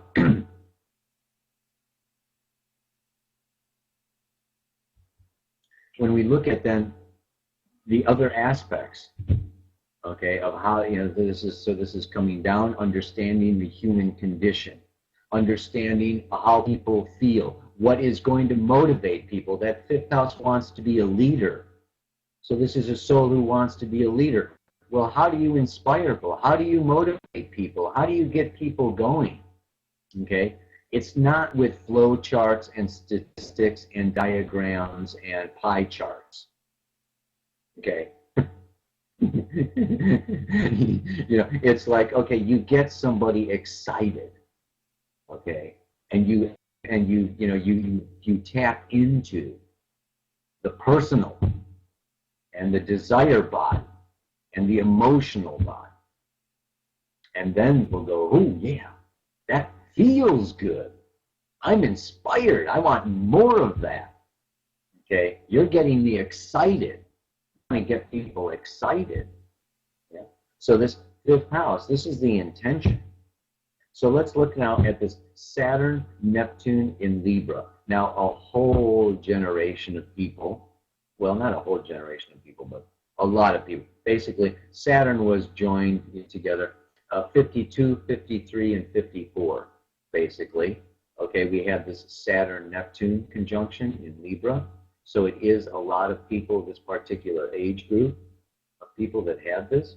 And, this is a group of souls. Let's just look at it. Number one, we'll take Saturn. I did Saturn in Libra already with that last, that last example. Let's look at Neptune in Libra. And, well, let's put that Saturn in Libra in the first house. We know that Saturn in the first house deals with a situation where I'm old before my time, I am mature, I'm a grown-up before I'm 5. I deal better with grown-ups than I do with kids my own age, because what? Saturn in the first house is a soul that incarnates slowly. It's like a big soul having to get into a little body. So it kind of comes in slow and gradual. There can be, then of course, shyness. I'm shy. I'm bashful. I'm very Neptune in the first house there is also. Okay. I'm not all here. I'm really out there. And I will do what's needed. I will do what you need. I will give myself. I will sacrifice myself. Neptune in the first house, I have no self. I'm egoless. I'm selfless. I'm universal. You got all this 11th house past life stuff. This is a very, cosmic soul being. And we'll talk about evolutionary stages, okay, in the next level, because it's very important to consider the evolutionary stages.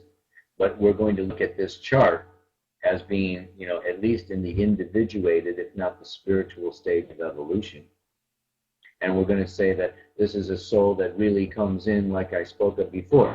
This Saturn, Neptune, is I can be a martyr, I can sacrifice, I can be responsible for the collective, for everyone else. I am a giver. You see, Saturn, Neptune, you put Saturn, Neptune together. Saturn is responsibility and duty. Neptune is the collective. It's everybody. There's no limits and no boundaries. I am so responsible. I've got so many duties. I'm taking care of everything. There's no limit or boundaries to, how much, I can carry, the burdens that I can put on my back. Okay, I am Atlas. I will carry the whole freaking planet. This is a Saturn, Neptune in the first house. Don't forget, Neptune is where we can be innocent and we can be naive. So there can be this kind of innocent, naive, oh yeah, I can be there, I can do that for you, I can do that for you, I can do that for you. Sure, Mom, sure, Dad. This is a good kid, that responds, well to external authority, does what they're told. They have lots of different ideas, But until they mature, we could say until the Saturn return comes around at 28, 29, until there's some age, they're just kind of plugging along. And, you know, that Saturn in Libra wants to please the other person. Just, you know, let's not have, you know, conflict and fighting. You know, I can really stand here. I can see your side of the coin. And I can see your side of the coin. In fact, I see so many people's different sides of the different coins that I have a hard time getting in touch with my own coin, my own self. You see the challenges to this person of actually knowing what they want. Very challenging. Thank God that Sun in Aries, yeah, comes through with this strong instinct. Because otherwise, this person is a yes person. It's a yes man. Yes, ma'am, yes, ma'am, yes, ma'am, yes, ma'am. I'll do it. I'll take care of it. I'll go for it. Yes, okay, that's the ideal. 11th house, you know, we want the ideal. We want the best. We want, you know, the good of the group, the good of the community. Saturn, Neptune in Libra. I want what's best for you. First house, I am what about you, Libra, Saturn, Neptune in Libra. And so what's going to happen is, you know, there's going to be a lot of disillusionment. Wherever there is Neptune, there is disillusionment.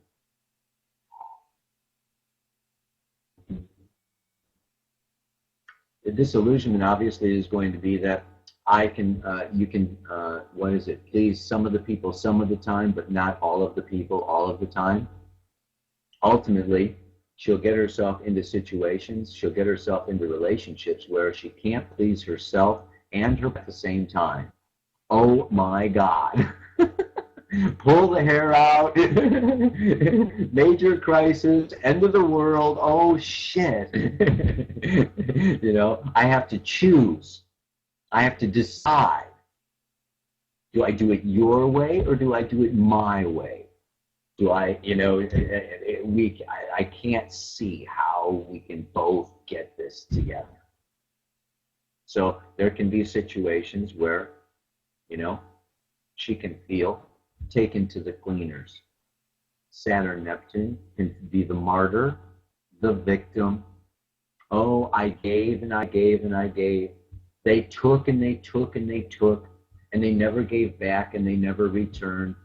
And I've been ripped off, and I'm, you know, I'm a victim, and blah, blah, blah, blah, blah. It can go on, and I, you know, I don't trust relationships. I don't trust partnerships. I don't want that anymore in my life. Every time I get into, so I get in with losers or leeches or whoever. So relationships just don't work for me. I just want to be alone. So Saturn, Neptune, and Libra can be disillusioned around relationship and partnership that they take too much and just shut down and close off and go home. But not this person, because this person has Venus and Mars in the 7th house. I want somebody there. I want, you know, and it can even get into money and survival. Let's look at that. When you've got Scorpio ruling the 2nd house, my money is your money, right? My money, 2nd house, Scorpio, is shared money. It's the partners, you know, it's the partnership. It's the values, the possessions, and the money of the partnership. So there's also then this, you know, I don't want to say dependency, but I want to say we are interdependent. And there's also going to be this motivation to come out of myself, to take another shot, to stay with it, to go for it, for actual survival purposes and survival reasons. And Taurus is all about survival also, that Venus and Mars and Jupiter all in the sign of Taurus. So it's a lot easier. Life is a lot easier financially, physically. Obviously, if you're raising kids, which she's got the Pluto polarity point and the North Node in the 5th house of children, the Moon in Leo is all about having children and being the best mom on planet Earth. I mean, it's, you know, it's great. You know, loves to play and is, you know, fiery and dynamic and energetic and wants kids around and to goof off. Well, you know, it's not so easy raising kids by yourself. So there's these other motivations for partnership and relationship. You know, physical, financial, emotional, you know, mental stimulation. Look at this. You have a super intelligent person here. You know, all that 11th house past life stuff. The Mercury in Pisces in the 6th house is kind of like this visionary. So this person is going to want to have, you know, conversation and connection and everything, yeah? So you can see everything about this chart is really bringing this person, yeah, from, you know, from the outer realms down to planet Earth, into partnership, into relationship, to understand the human condition, to understand how different and how unique her message is by, first of all, surveying, you know, what's here and what the majority of people, what the, you know, what the consensus reality is, what's going on this planet. Then I see, oh, I see myself, and I evolve as Jupiter in Taurus in the 8th house. I get a sense of my own value, of you know who I am, and it grows as other people, you know, and the more I'm in relationship and in intimacy, I see how I'm different and unique and special and amazing, and appreciate me, and I get compensated, and I get money, and I get, so there's a lot, you know, there's a lot of drive here towards, you know, and a lot of working through partnership and relationship. It can even be, you know, to the place of being like a counselor, a therapist. Yeah. Could even be a sex therapist, yeah, with all that Taurus over there in the 7th and the 8th house. This is also very physical, very sexual, very sensuous, and really getting, you know, and also working with money. Money and sex go together in astrology. Taurus and, you know, I mean, these have to do so much. You know, it's energy. Money is energy. Orgasm is energy. This is, there's a lot of energy, transformative energy that comes through. Money changes things, okay? And intimate contact, you know, with another person also changes you.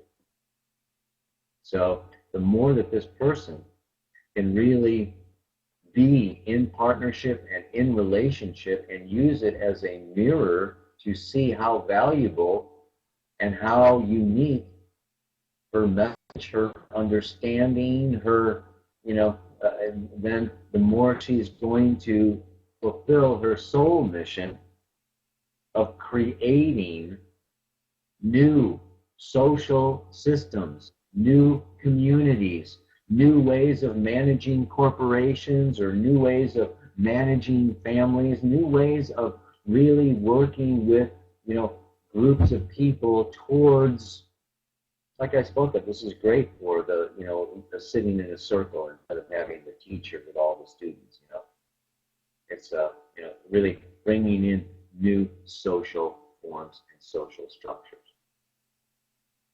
So it's just a little bit having to do with that chart. And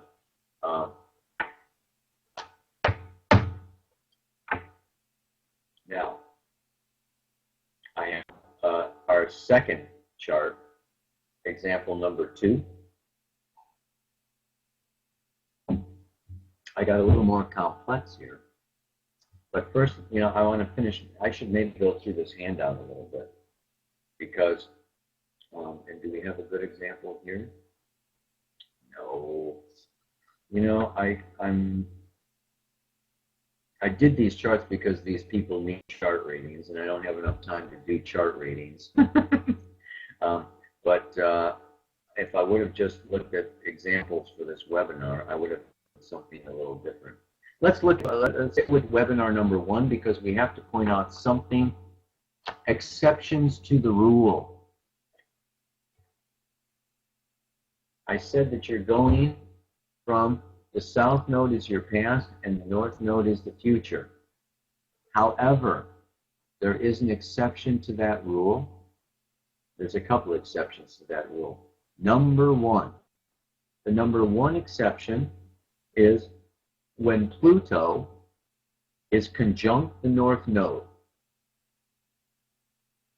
Pluto is your past life themes that you've been developing and working on over a series of lifetimes. It's the past, and it's conjunct the north node, okay, which is your future. It's like, what's that? That's a head scratcher. In that case, there is no Pluto polarity point. You're not trying to get to the Pluto polarity point. You are trying to stay and keep on developing what you have been doing. So Pluto conjunct the north node says that I want to keep doing this. I've done it before, and I'm not done with it. I've got more to do in this same arena, this same house, this same sign. So I've got to stay with it. So in that case, there's no Pluto polarity point, and you are just moving and staying, in that north node sphere. The second one, the second exception to the rule, and we can see this as an exception with this webinar number 1 natal chart. Okay? Because it is when planets are square the moon's nodes. And what we're going to say is that in this chart, you can see that the moon's nodes are at 11 degrees, 9 minutes of Leo and Aquarius, and Mars over there at 3 degrees of Taurus is squaring the nodes. Yeah?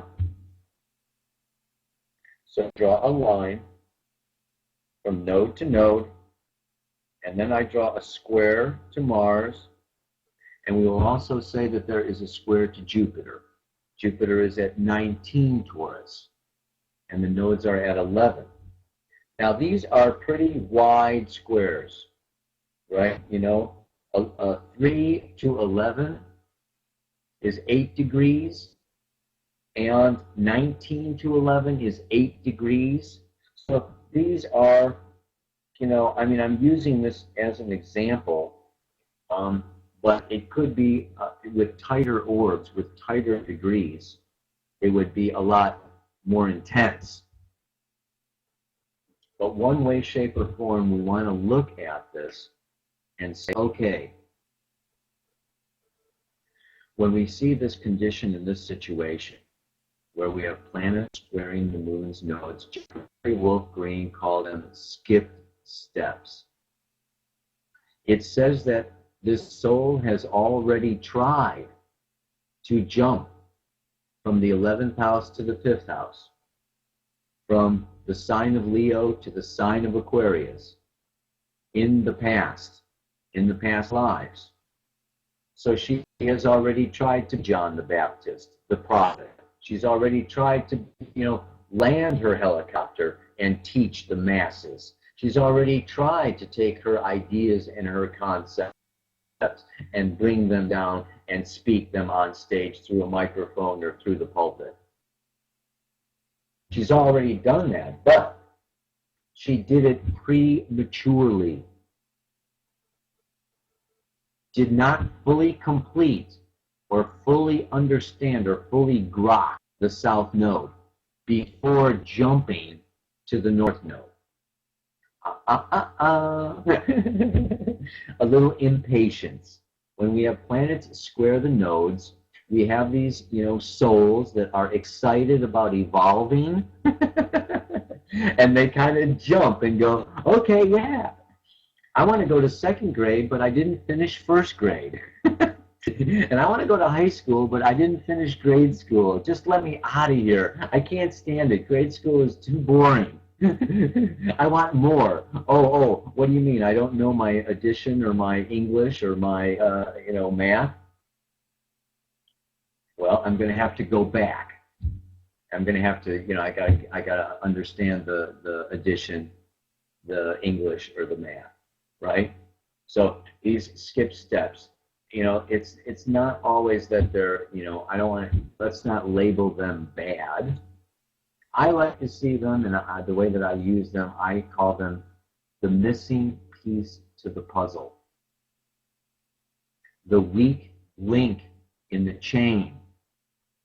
So it's that you want to focus on these planets, and not like you're trying to fix them, or there's something wrong with you, or it's bad karma, or it's never going to work, or blah, blah, blah, blah, blah, blah, blah. But that, this is wanting to be resolved so that you can move on. Yeah? So we've already talked about, what this involves for this soul. But now this really highlights it. Because what this says is that this soul can bounce back and forth and back and forth. Between what? Between this Leo in the 11th house, which is I'm in my laboratory, I am the scientist, I am the elite, I am part of G7, okay? I am way up above and out there and beyond and smarter than anybody, and I don't relate to anybody. Come down into the 5th house, I can be on the stage, and I can be, you can see me and shine the spotlight over here, and I'm creating this, and I'm this, and I'm being seen, and, I'm Madonna or Tom Cruise or, whoever, I'm big and I'm huge. My aura is, out to the end of the stage. And then they can be bouncing back and forth between these two without doing what? The skip step, the missing piece, is this Taurus in the 7th and the 8th house. Intimacy. The 11th and the 5th are squaring the 7th and the 8th here. The Leo and the Aquarius are squaring the Taurus. Get personal. Okay? Invest your own money. Just get down into the nitty-gritty, the practical, the present. Get really into the sexual, sensuous. Your physical body is really going to be the playground. I don't want to say the playground, the wonderland. It's going to be where the rubber hits the road. The 5th house, 11th house, this is all show and drama and intellectual ideas and theoretical. And the Taurus says, get down, get in, get real.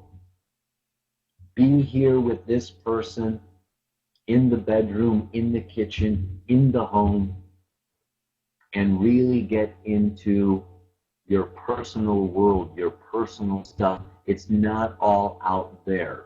It's not about changing, the Proposition 37, or it's not about Greenpeace or all these what is it? I'm part of the Mankind Project. It says we change the world one man at a time. That's their motto, mission statement, right? Work with individuals. And of course, as you change yourself, you change the world. And you also, of course, change your outlook on the world. So you can see that squares to the nodes are places where we need to focus. And when that Taurus gets strengthened, okay, let's look at the positive. The positive outcome of that is what? She's Libra rising, learning how to do balance and equality in partnership and relationship. This is part of what, the part of the creative process of what she wants to teach, of what she brings, of all that ways of enlightenment, they very much have to do with currency, with money, with how do communities make decisions. My daughter lived at Earth Haven there for a while, and the government came out and they had a polluted well.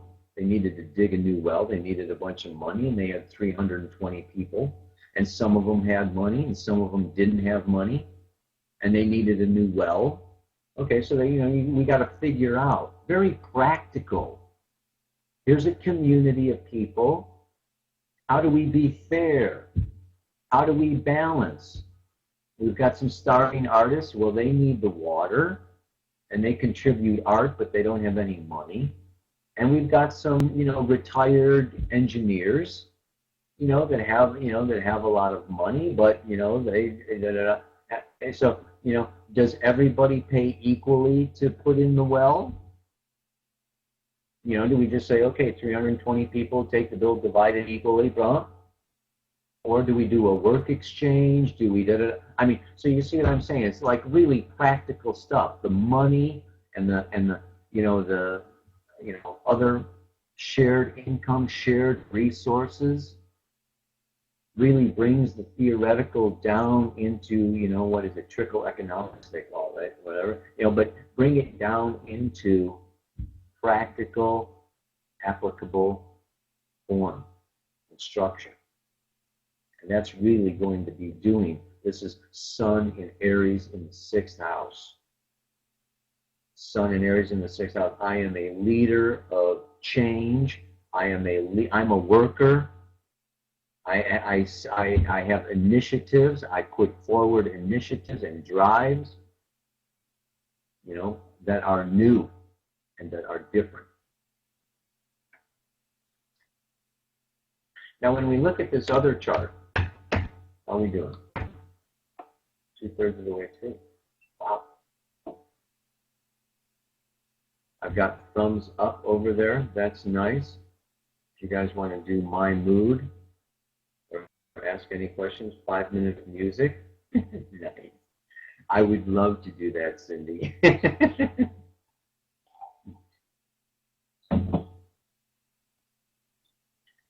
Nina's still hanging in there. We've got quite a few people. Black Moon Lilith in the 12th house. What about that? All right, let's look at Black Moon Lilith in the 12th. Okay. In the sign of Virgo.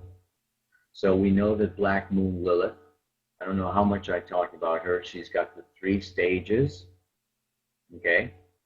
I'm not going to go through the whole story of Black Moon Lilith. Black Moon Lilith is your basic, it's a basic fundamental truth about you. Black Moon Lilith in Virgo. I am a strong female. I am connected to Gaia. I am connected to the earth. I am pure. I am true. The definition of a virgin is a woman who does not need a man to complete herself. So Lilith in Virgo is very strong, very powerful, can be alone, can handle being alone better than just about anybody. Yeah, Virgo is, they've got self-sufficiency down. Virgo and Taurus, yeah. So this is about her. And it is in the 12th house. So this other truth is that this is like a pure angelic being.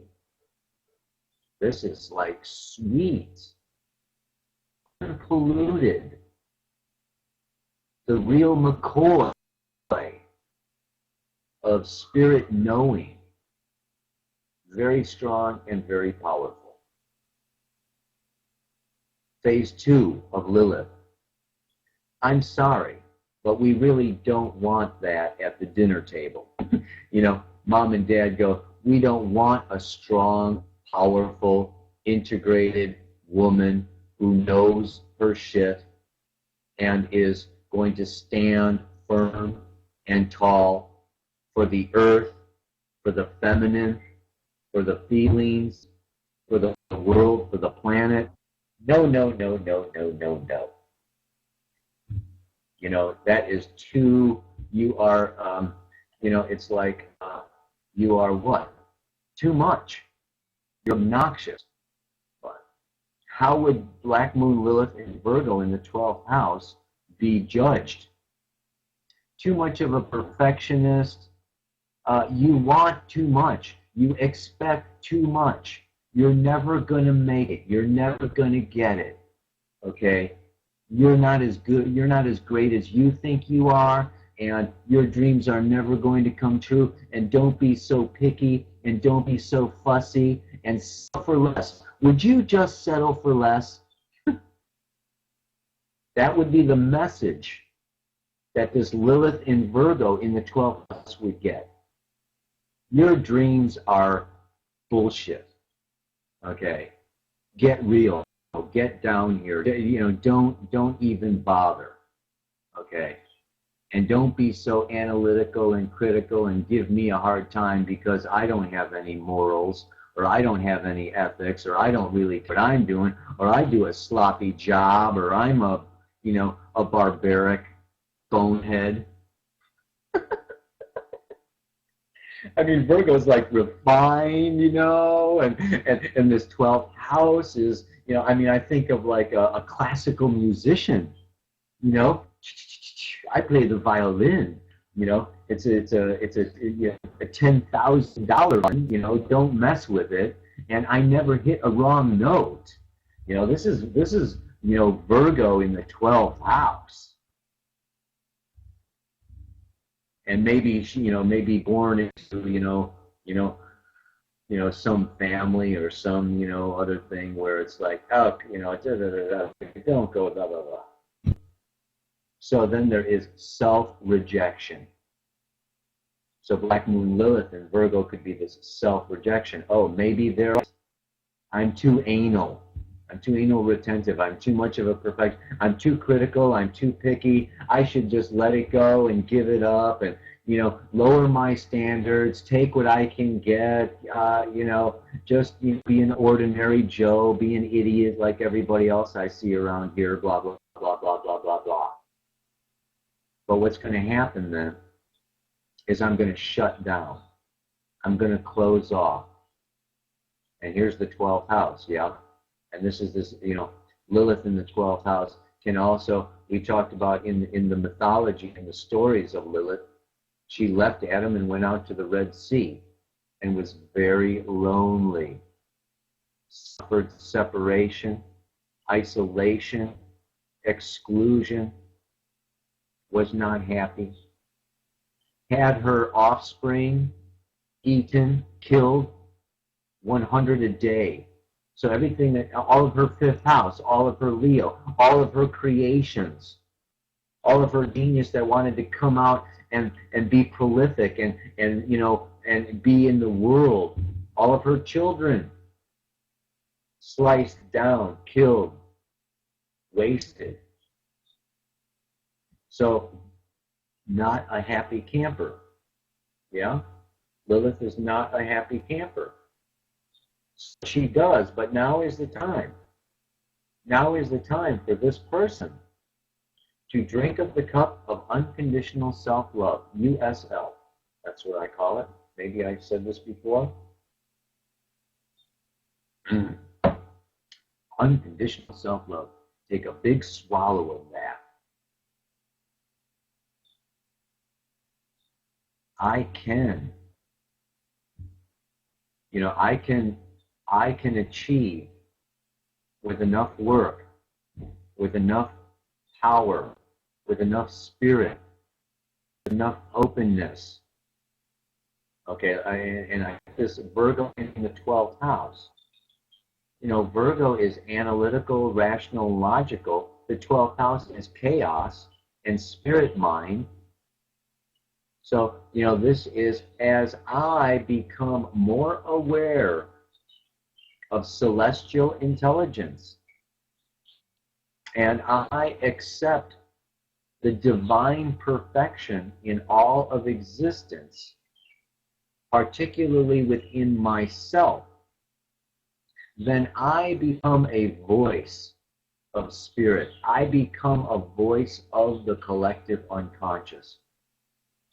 And so this black moon Lilith in Virgo in the 12th house, really brings in a spiritual quality to this, to the interpretation. It also brings in this, again, we see this big struggle between just being my own way because I'm not understood and I'm not appreciated, and everybody just wants to take. But this Lilith in Virgo is going to come back and be in relationship, be in partnership, but have it be of a spiritual nature, have it be partnership and relationship where the feminine internal experience is valued, is important. So this is, this is really calling for the third phase of Lilith, the champion. She is a champion of Virgo. And the champion of Virgo is that with enough exercise, we can lose those pounds. With the right diet, we can have energy. With the right formulas, Virgo is about, if we put forth enough effort, and we give, and we put our energy into real, tangible, forms, then we can make the 12th house, the dream. We can make the dream happen. That that it's going to take a lot of work. This has to do with sacrifice. This has to do, again, with contribution and with service. And that I would say in some way, shape, and form, it's also going to say that, how do I put this, work is an illusion. Work is a mental concept. Work is an attitude. Work is a judgment. This black moon Lilith in Virgo in the 12th house is that, this is not work. How do I put this? Well, like for me, I love astrology. This webinar, I can look at, this is my job, this is my work, this is my income, this is my survival, and I can go, oh my God, I got another chart reading. Oh my God, I've got to do a webinar. Oh my God, this is work. Or I can, I can look at it, I can shift this attitude. This is like why I'm here. This is my channeling. I am, and my service, my contribution is from spirit. Yeah, the 12th house, okay, is spirit work. Virgo in the 12th house. Virgo's work, 12th house is spirit. This is spirit work. So as I channel this energy, and I don't take things so personally, that moon in Leo can take things very personally. And all of that Taurus in that Aries, if I don't get it my way, then I get upset, I feel ripped off, I feel like a martyr, like I'm giving. What's that? That is ownership. We are not owners of anything. We are stewards of energy. So as there is this shift, that all of my giving and everything that everybody wants from me, okay, is just, that I can rely on spirit to give it to me and to provide it for me. And the more that I give and the more that I spread it out there, and it's not mine, and I don't worry about losing it or getting my money stolen or getting ripped off, because spirit is always giving me more money, and spirit is always there for me. And it's like really getting, its ego adjustment. So this black moon Lilith actually can play a very, as a very powerful interpretation here in this chart, right? That the truth is that I am here for everyone else. The truth is that my life is about you and you and you and you. And as I give my resources, as I give my capacity, as I use my talent to lift other people, to support other people, to help other people realize their dreams and their goals and their missions, call it sacrifice, call it whatever you want, it's going to make me happy. And it could also make me rich. It could also make me, there's this whole thing of kind of getting over separation. Lilith in the 12th house.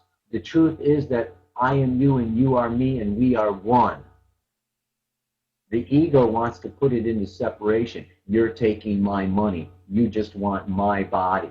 You're just, you're using me, and I'm going to lose my, my virginity or my resources or my energy to you. But if that's the ego. But Black Moon Lilith in Virgo in the 12th house is spirit, and spirit sees that I give it to you, somebody else gives it to me. There is no shortage. It's not supply and demand. There's infinite supply, and we're stewards, and you're not losing anything. That losing is a fabrication of the ego. So that's what Black Moon Lilith in Virgo in the 12th house is going to bring forward in that chart. That was a long answer for a short question. So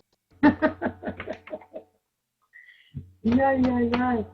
So now we're getting into this other one, December 3rd of 1948. 2:00 a.m. in Pittsburgh, Pennsylvania. Yeah?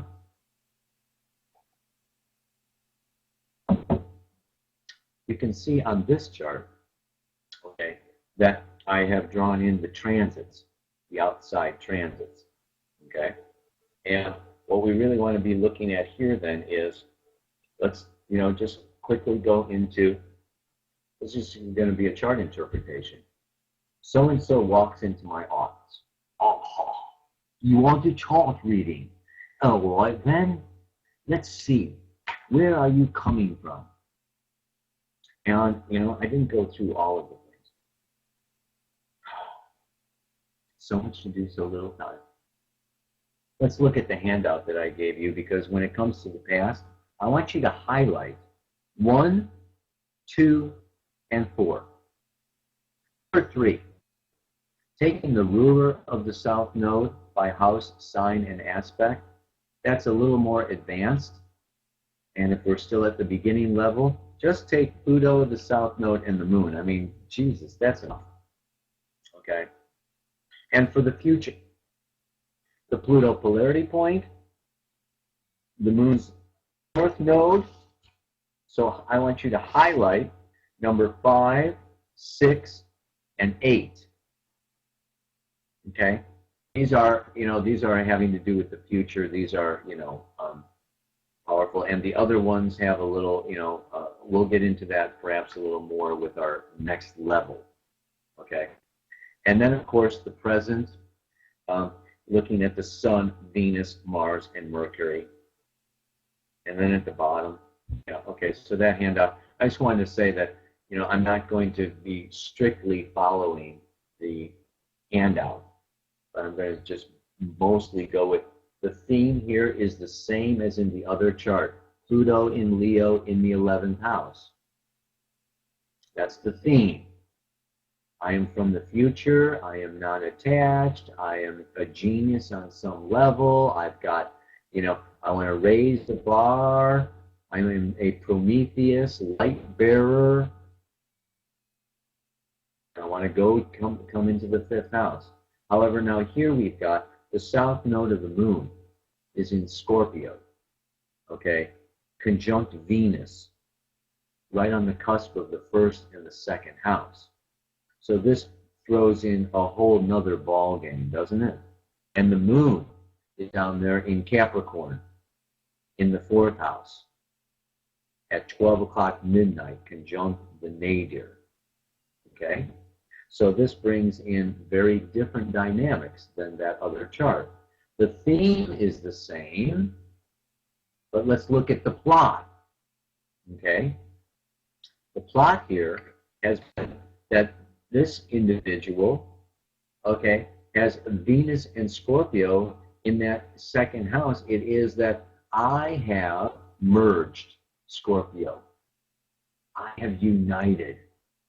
I have become one with, I have sought out my soulmate. I want intimacy. I've wanted union. My past, in fact, I could just want it so bad that I really hang on and I get into things. And I need, there can be a little codependency in the past lives. Okay? And that, you know, and those past lives, that situation, of course, that Venus is in square to Pluto. So we'll also look at that. But I have relied for a sense of self-worth, a sense of meaning, a sense of survival, of security, of money. I have relied on and trusted and been in and maybe sacrificed, you know, relationship. I have been dependent upon other people. Bottom line, yeah? Venus South Node in Scorpio in the 2nd house is I have depended on other people for my money. I have depended upon other people to tell me that I'm worthy. I have depended upon other people. I have a lot wrapped up in every single one of my relationships. Okay? Moon in Capricorn in the 4th house. What does this person know? What does she have a PhD in? She is a very stable, nurturing mother, supporting, standing there, carrying the family, the burdens, the responsibilities, showing up, carrying the load. Okay, got a Mars, Jupiter also conjunct the moon in Capricorn. That's in the 3rd house. We don't need to get into her brothers and sisters and her family and everything. But we could say that early on in her life, okay, she had a lot of responsibility and people were counting on her. She really wanted and needed those partnerships, that relationship. So here we have a situation of the moon in Capricorn is a giver. Yeah. So we have, the desire, on the part of the soul, the way that the soul attain a sense of security is to create situations where I'm needed. I have a need to be needed. And so the past life condition could bring on lots of burdens. Children, jobs, family, medical situation. I am needed and I am burdened. And it's an honest need to be needed, to have this sense of security, a sense of importance, a sense of being valued, because, if I'm not there, well, I don't know, you can see how we can take on big jobs to feel big, and we can take on big projects to prove ourselves to ourselves. Scorpio in the 2nd house. I want to master. Scorpio is mastery. I want to come into a place of mastery around myself. I want to master myself. my sexual nature, my emotional nature, my second house, my sense of self-worth. So this lifetime, where's the future for this person? North Node in the 7th house, Pluto point in the 5th house, okay, in Aquarius, and a Libra rising. So again, this is a situation where this soul wants to move into the 5th house is the bottom line. I want to play, I want to have fun, I want to come out of my air castles in the sky, I want to be a kid again, I want to lighten up. Libra rising, I want to do it with partnership and with relationship. I'm learning how to be, out there in relationship, in partnership, without having to be what? This moon in Capricorn, in control, in charge, the boss, the responsible one, the dutiful one. So the old habitual pattern is to enter partnership and relationship, needing to have control, needing to have the final word, needing to really create a sense of safety. This is a very cautious soul, okay? And of course that caution has to do with what? Well, there can be these past life memories of the rug being pulled out from under this person, of being taken advantage of being robbed, of losing, of being abandoned. Where do we get that? We get that from the South Node Venus conjunction in square to the Pluto in Leo. We know that the South Node Venus, I spoke about it, Scorpio, particularly in the 2nd house. I don't want to say a prostitute. I want to say, I need you bad, and I'm going to give you what you want in order for you to help me survive, help me to make it. I'm going to do this exchange.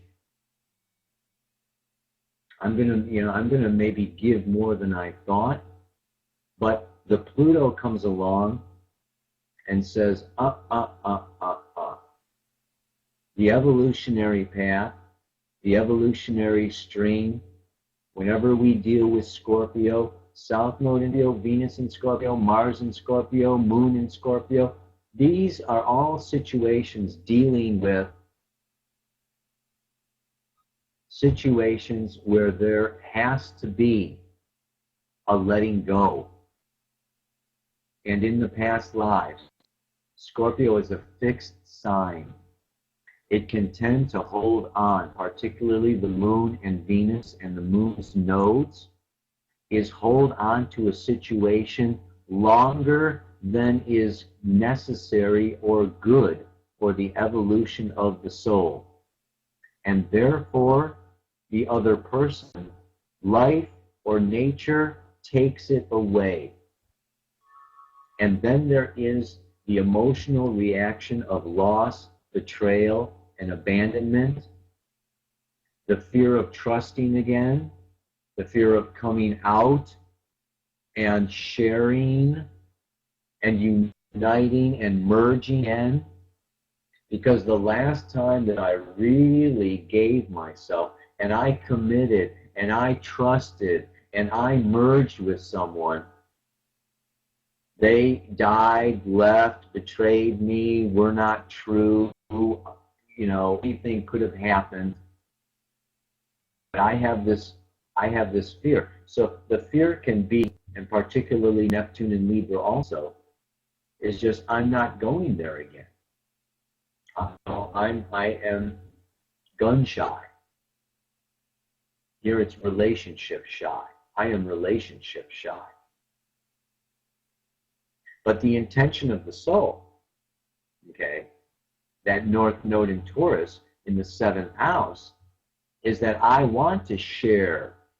I want connection. I want partnership. And I want to share my money. And I want to share my body. And I want to, this is Taurus over here in the 7th house. And some of my survival, I could actually unconsciously make some of my survival contingent upon my ability to be in relationship and partnership.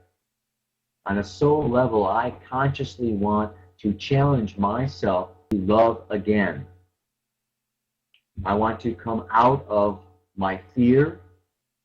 I want to come out of my past experiences of loss and betrayal and abandonment and go forward again and create, this is the Pluto polarity point in the 5th house, lighten up, create something different, a new experience. But it's going to involve what? Well, it's going to involve Libra rising. Learning how to give and take on a 50-50 level or basis. And here's where the moon in Capricorn can be challenged. And the Mars-Jupiter in Capricorn. Let's look at the Mars-Jupiter in Capricorn in the 3rd house. Sun in Sagittarius conjunct Mercury in Chiron. So here is a situation where Mars and Jupiter is powerfully creative. Mars-Jupiter is birth. That's the symbol for birth, right? If you're wanting to determine the time of birth of, when mother's going to give birth, this Mars-Jupiter is the act of birth. Yeah. Anyway, so it is this creative manifestation. It's in the sign of Capricorn. It's very earthy, very, and the communication, this is the 3rd house. So it's very practical, very ground, very realistic, can be pessimistic. It's got that Saturn influence. And can't forget Saturn up there in the 12th house in Virgo, squaring the Mercury, squaring the Sun, and squaring Chiron. Yeah? Everybody with me? Same energy, South Node Capricorn. Repeat, please. Repeat what, Elaine? What did you want me to repeat?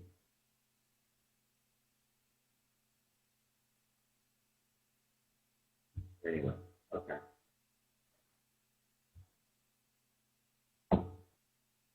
So, is the South Node in Capricorn kind of the same as a Capricorn moon?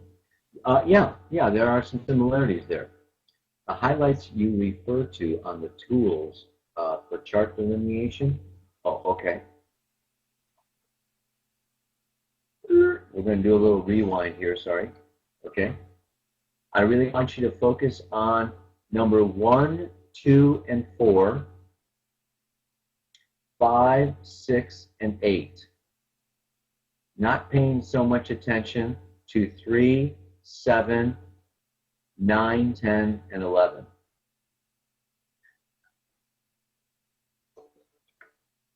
So okay, this situation and condition of this soul coming, out of the clouds and down onto the playing field and down into, it's so much, that moon in Capricorn is heavy. It's been burdened with duties and responsibilities and families. And so this is the past is kind of heavy and burdensome. And the future for this soul is to lighten up. It's moving into a Pluto polarity point in Aquarius is an air sign. The Libra rising is another air sign. And so much of this could be what I see in this chart is here is a person who takes everything on themselves. Who?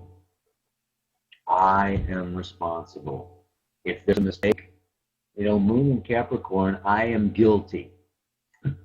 I am ashamed of myself. It didn't come out, to this Pluto in the 11th house or that Saturn in Virgo, the ultimate perfection. Oh, it's not just right. No one's going to want it. Nobody's going to want me. Nobody. It's very self-critical. And the Mars, Jupiter in Capricorn can also be critical of self. And it can create this situation of separation, of closure, of that I am, within myself. Moon in the 4th house is very self-oriented, taking things very personal, feeling judged, feeling criticized, feeling imperfect. We got that South Node Venus in Scorpio. A lot of that is also then taking on other people's values. Scorpio in the 2nd house. Your values, Scorpio, are my values, 2nd house. And I can be a little confused. Is this what I really want, or is this what you want? Is this what I want, or is this what you want? And so, there can be, a little bit of confusion there. And of course, then the North Node in Taurus wants to come into real clarity about how, it's wanting to come out. You can see Neptune, South Node, Venus, Chiron, Mercury, Sun, Jupiter, and Mars. 8 points in that first quadrant. The 1st, 2nd, and 3rd house. All those planets in the 1st, 2nd, and 3rd house. This is the personal, instinctive, this is the recluse. This is the holding back. There's a lot of energy, in my own way, my own path, my own self. I carry this. And this lifetime, the Pluto polarity point in Aquarius is groups and organizations. The North Node in the 7th house is I'm going to come out of myself. The Libra rising is I'm going to open. I am going to expose. I am going to trust again. I'm going to love again. The soul is wanting to share. And in order to really fulfill that, I would say there is this, again, drinking the cup of unconditional self-love.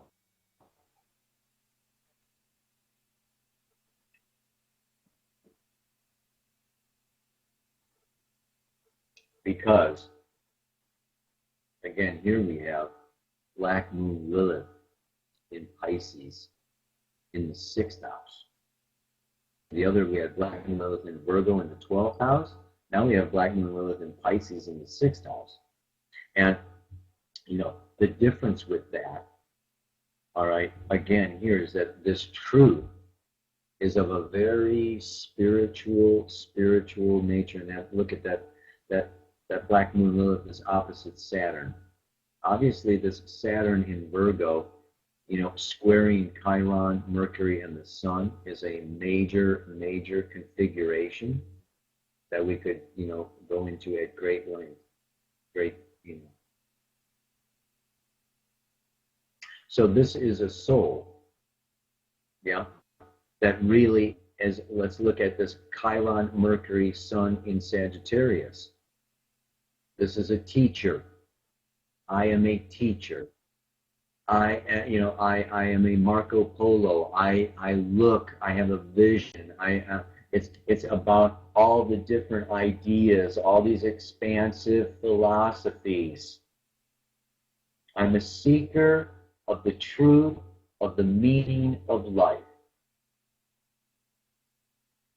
The Saturn in Virgo in the 12th house can want to fix and form and shape these truths into something really solid and really coherent.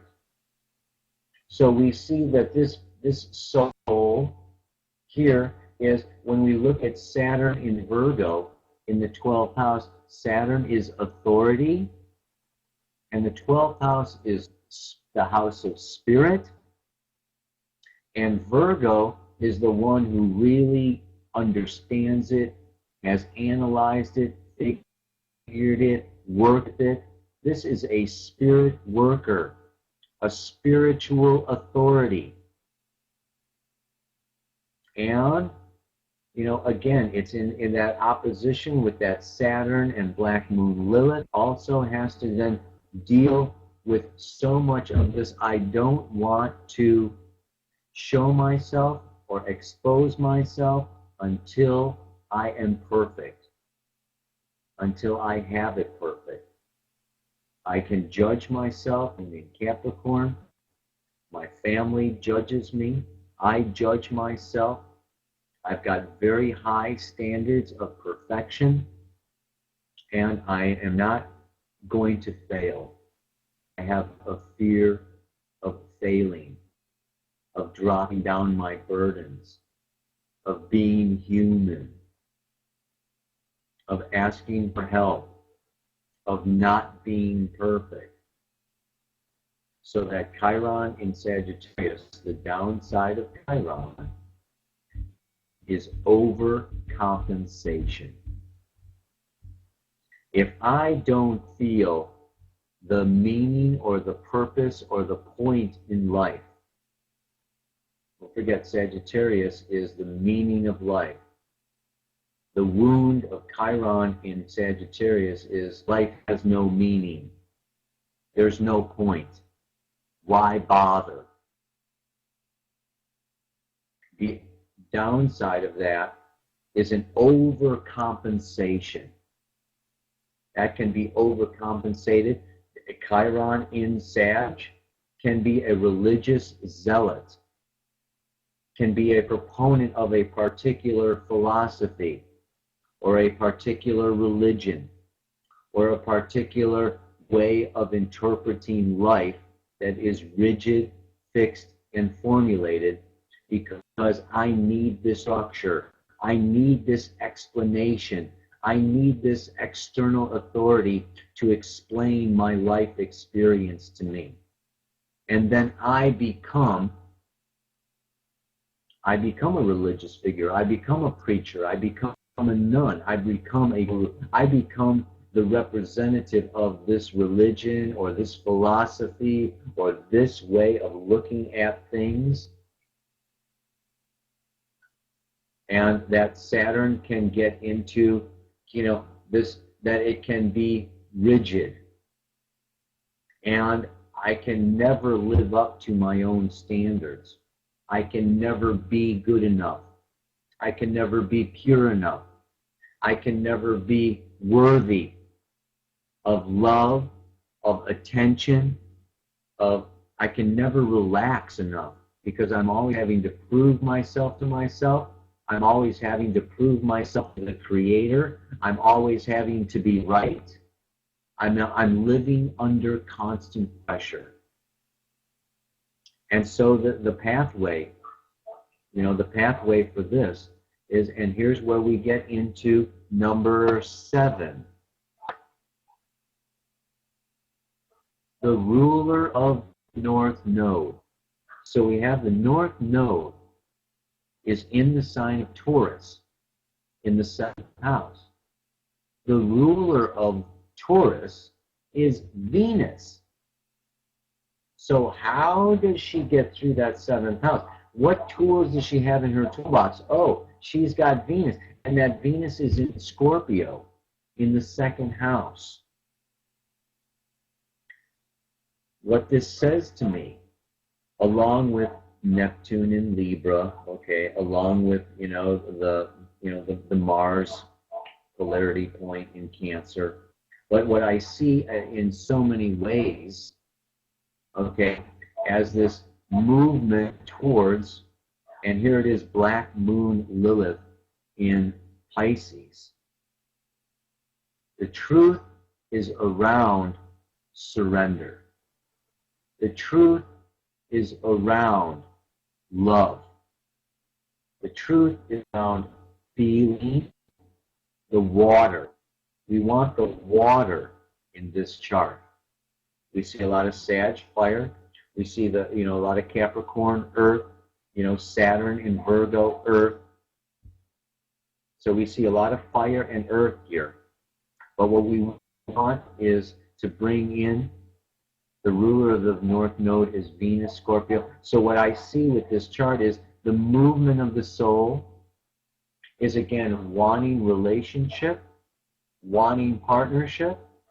The way to achieve relationship and partnership is to drop all of the judgments, all of the self-judgments that I'm not worthy, I'm not good enough, I'm not lovable, and all those judgments come from belief systems and religions and philosophies that say life has to be this way, or life means this, and this is good, and this is bad, and this is right, and this is wrong. This is an overly rigid belief system that limits the ability to actually share, to open, to feel, to unite, to connect. It builds walls of separation through judgment. Saturn in Virgo in the 12th house wants to melt all the walls of separation, all of the judgments. It's like a mother's love, like mothers have an instinctive love of their children. They can't help it. They're mothers. The little bastard could rob banks and, just be a little jerk. Mom has a place because that is the offspring. And there can be, but even judgment can also get in the way, of that bond between mother and child. So here is this movement from Sagittarius, Capricorn. Okay, Sagittarius, Capricorn is this, the judgment and the natural law and the meaning of life, and then we've got that Pluto in the 11th house. There's this whole coming down into the acceptance of the human condition, the acceptance of making mistakes or making errors or sin. Sin actually means error. So it's just an error. It's a lot of self-forgiveness. And of course, forgiveness is the realization that we never should have judged that in the first place. Come into this place of self-forgiveness also brings into the place of forgiveness of the other, which leads into merging and union. North Node in the 7th house, ruler of that node in Scorpio, merging and union, which then leads to financial support. It leads to an ability to survive. And this Pluto polarity point in the 5th house, it leads to children, it leads to offspring, it leads to playing, to having love affairs, to having fun, to gambling, to risking. So the past is one of holding on. Moon in Capricorn in the 4th house. I am insecure. I'm an earthly, physical, financial, material level. And therefore, I am going to hold on. I'm going to hold back. I'm going to build up my resources and save my resources. I'm going to just, be the squirrel and gather nuts because it's a cold, cruel, harsh world out there. So this is a soul that is a squirrel with a tree full of nuts. But there can be some fears around everybody eating all of my nuts. I'm going to run out of nuts, and then I'm going to be screwed. But the unconscious evolutionary path is to pass those nuts around and to experience, okay, the love that comes in return for those nuts, okay, and the support. And other people, you give them a nut and they give you, you give them a cashew and they give you a walnut. The exchange. Okay, so it's like breaking down these walls, these fears of separation, of a lack, of a limited supply of nuts, of money, of sexual energy, of spirit. There can be these illusions of lack of resources due to religious conditioning from past lives that put things in categories and boxes and rights and wrongs and all kinds of this. So this soul is wanting to then do Black Moon, Lilith, and Pisces is no walls, no boundaries. I'm letting go. I am surrendering. Life is good. Life is sweet. Spirit is behind me. Spirit is supporting me through other people, through partnership and relationship. And if somebody takes something from me, then somebody else is going to give it back. There's no such thing as some game. It's an illusion. Now what I got on this chart was I put some transits coming around in the outside circle. And of course you can see Pluto at 7 degrees of Capricorn is coming around to that moon at 11 degrees. In 2009, 2010, that Pluto down there went over her Jupiter and her Mars because Pluto went into Capricorn in 2008. So it hit her Jupiter at 3, it hit her Mars at 4 in 2009, 2010. And next year, 2013, that Pluto is going to come up to her moon. And this will be a big shift, a big change.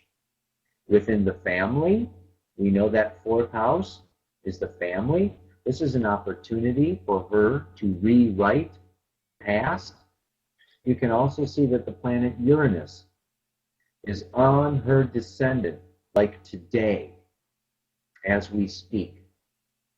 Sudden, unexpected partnership, relationship opportunities, some new way of doing relationship and partnership without all the cares, concerns, and worries about loss and losing, so I need to overcompensate by controlling and dominating and running the show and making sure that everything is in its place and everything is in order and everything's done correctly and rightly, like that Saturn in Virgo wants. And just absolutely seeing the perfection in every moment, the perfection in every person, the perfection in every potential relationship. So this Uranus could be an enlightened individual, an awakened person, a Promethean partner coming into the life and totally transforming and stirring up and changing her home life. Pluto's going through that fourth house for her for the next 13 years, the next 14 years, not till 2025. Pluto's in the house till 2025. So it's a long-term change and shift on the deepest, deepest, deepest emotional levels. The connection with the mother, very important, is going to undergo a big change here, whether she's in a body or not. There's going to be this, healing of the wound of separation. And this Pluto moving through there is, also going to, bring up very deeply buried, unconscious grief, unconscious fears of all the burdens that have been carried over these past lives. and all of the self-judgment that has been laid upon. So there's going to be this, this welling up, and that welling up is to let go of, like Pele the volcano. The lava comes up so that it spreads out and it is released and it cools off. So there's a big purging coming up here, and it's a beautiful, beautiful time for her to what? Separate from the past and not carry the same pictures of mom, of dad, of what happened last year, of what happened. She's got Saturn coming around to the south node. Saturn is separation, south node is the past. Change the pictures. We have frozen pictures of what men are, what women are, what society is, what God is, what children, we have these frozen pictures. And this is a time now of her frozen pictures dissolving, changing, dying away, give birth to this new, beautiful, amazing potential. Jupiter is rising up to that midheaven. Yeah. And what we can see is that this is such a beautiful chart for her coming forward. If you want to look at this chart in terms of applications, well, Cancer on the midheaven, is this profession, it's the job, it's the career. With the moon, in Capricorn, nurturing and caring for the child within, giving expression to the child within, and the Libra rising, the need for partnership and love and connection for a healthy emotional maturing process to occur. So this person is, a teacher, like I spoke of with the Sagittarius, but also a writer. All that Sun, Jupiter, Mars in the third house. And what is this writing going to be about? It's going to be about family. It's going to be about emotions. It's going to be about, how we connect. It's all about security. What is secure? Spirit, earth, self, the heart, Capricorn in the fourth house, Moon, Mars, Jupiter, and Capricorn conjunct the native. This is all about security. What is our ultimate security? We know on some level that there's no such thing as security. Yeah. It's an illusion. So then from that point, you can also just look at it in another different way. Yeah. Security is embracing change. So a lot of this has to do with embracing change. Now I see here that someone is asking for homework for our next class in March. Since we are out of time, I am going to write an email. Those of you that want to carry on, I'm going to resume. I'll do another 8-week webinar in March and April. We'll do like the middle. I think I get back the middle of. It'll be like either April and May, or the middle of March, May. Somewhere around there. We'll do another 8-week. And I will describe what that is going to teach you and what you're going to learn in there. We're going to do a lot more application. I realized that today I kind of bounced around a lot, and a little bit of this and a little bit of that. And what we'll do is we'll bring it more and more and more into form, particularly looking at the charts of the people that sign up. I like to use the charts of people who have signed up, and we can get a conversation going. And maybe the numbers will be smaller. Yeah? So we'll get a chance to look at everybody's chart. But the homework would be I'd like you to finish reading The Inner Sky, to finish reading Jeffrey Wolf Green's Pluto, Volume 1. Yeah? These would be two books. The Astrology, Karma, and Transformation by Stephen Arroyo is another very powerful, good book.